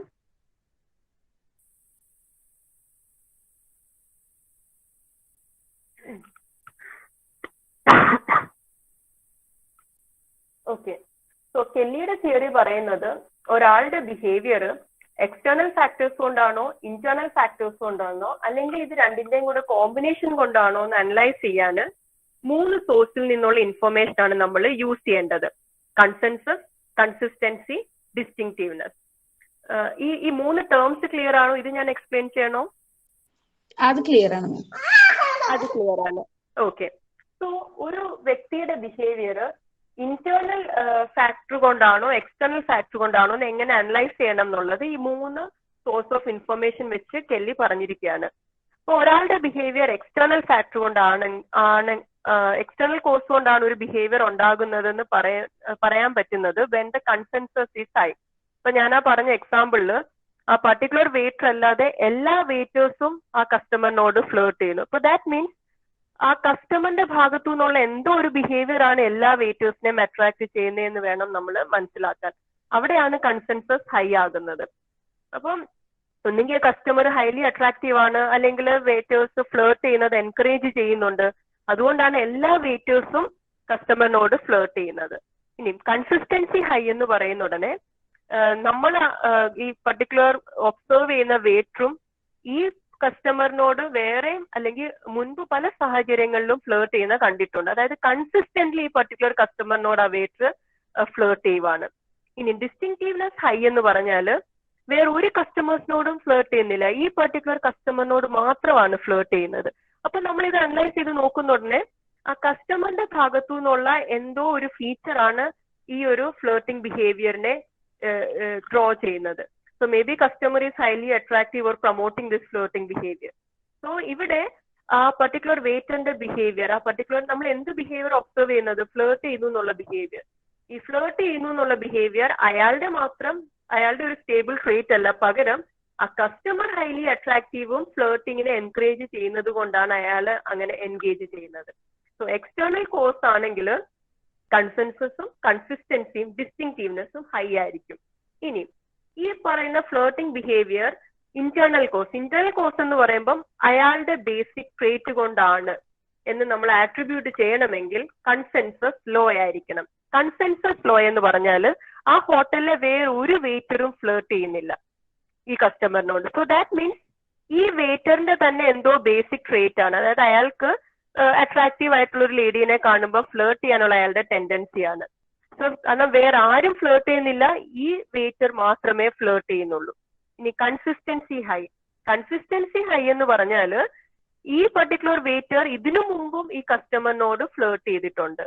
ഡിസ്റ്റിങ്റ്റീവ്നെസ് ലോ എന്ന് വെച്ചാൽ എല്ലാ കസ്റ്റമേഴ്സിനോടും അട്രാക്റ്റീവ് ആയിട്ടുള്ള ഏതൊരു കസ്റ്റമർ വന്നാലും ഈ വെയിറ്റർ ഫ്ലേർട്ട് ചെയ്യുന്നുണ്ട്. അപ്പൊ നമ്മളൊന്ന് അനലൈസ് ചെയ്ത് നോക്കിയേ, വേറെ ആരും ഫ്ലേർട്ട് ചെയ്യുന്നില്ല, ഈ വെയിറ്ററെ ഫ്ലേർട്ട് ചെയ്യുന്നുള്ളൂ. ഈ വെയിറ്റർ ഇതിനു മുമ്പും ഈ സ്ത്രീയോട് ഫ്ലേർട്ട് ചെയ്തിട്ടുണ്ട്. ഇനിയും ഈ സ്ത്രീയോട് മാത്രമല്ല, കുറച്ച് അട്രാക്റ്റീവ് ആയിട്ടുള്ള ഏത് സ്ത്രീയെ കണ്ടാലും ഫ്ലേർട്ട് ചെയ്യും. അപ്പോഴെന്താ നമ്മൾ അസ്യൂം ചെയ്യേണ്ടത്? ആ വെയിറ്ററിന്റെ ബേസിക് ട്രേറ്റ് ആണ് അട്രാക്റ്റീവ് ആയിട്ടുള്ള ആരെ കണ്ടാലും ഫ്ലേർട്ട് ചെയ്യാന്നുള്ളത്. സോ ഇന്റേണൽ കോസ് ആകുന്നത് എപ്പോഴാണ്? Consensus low, consistency high, distinctiveness low. Clear ആണോ? Okay ma'am, thank you. So വേറെ ഡൗട്ട്സ് ഒന്നും ഇല്ലാന്ന് വിശ്വസിക്കുന്നു. ഇത് ഞാൻ ഈ പറഞ്ഞ എക്സാമ്പിൾ വെച്ചിട്ട് ഇതൊന്ന് മനസ്സിലൊന്ന് 2-3 റീകളക്ട് ചെയ്ത് കഴിയുന്ന ഉടനെ ക്ലിയർ ആകും ഈ കൺസെൻസസും കൺസിസ്റ്റൻസിയും ഒക്കെ.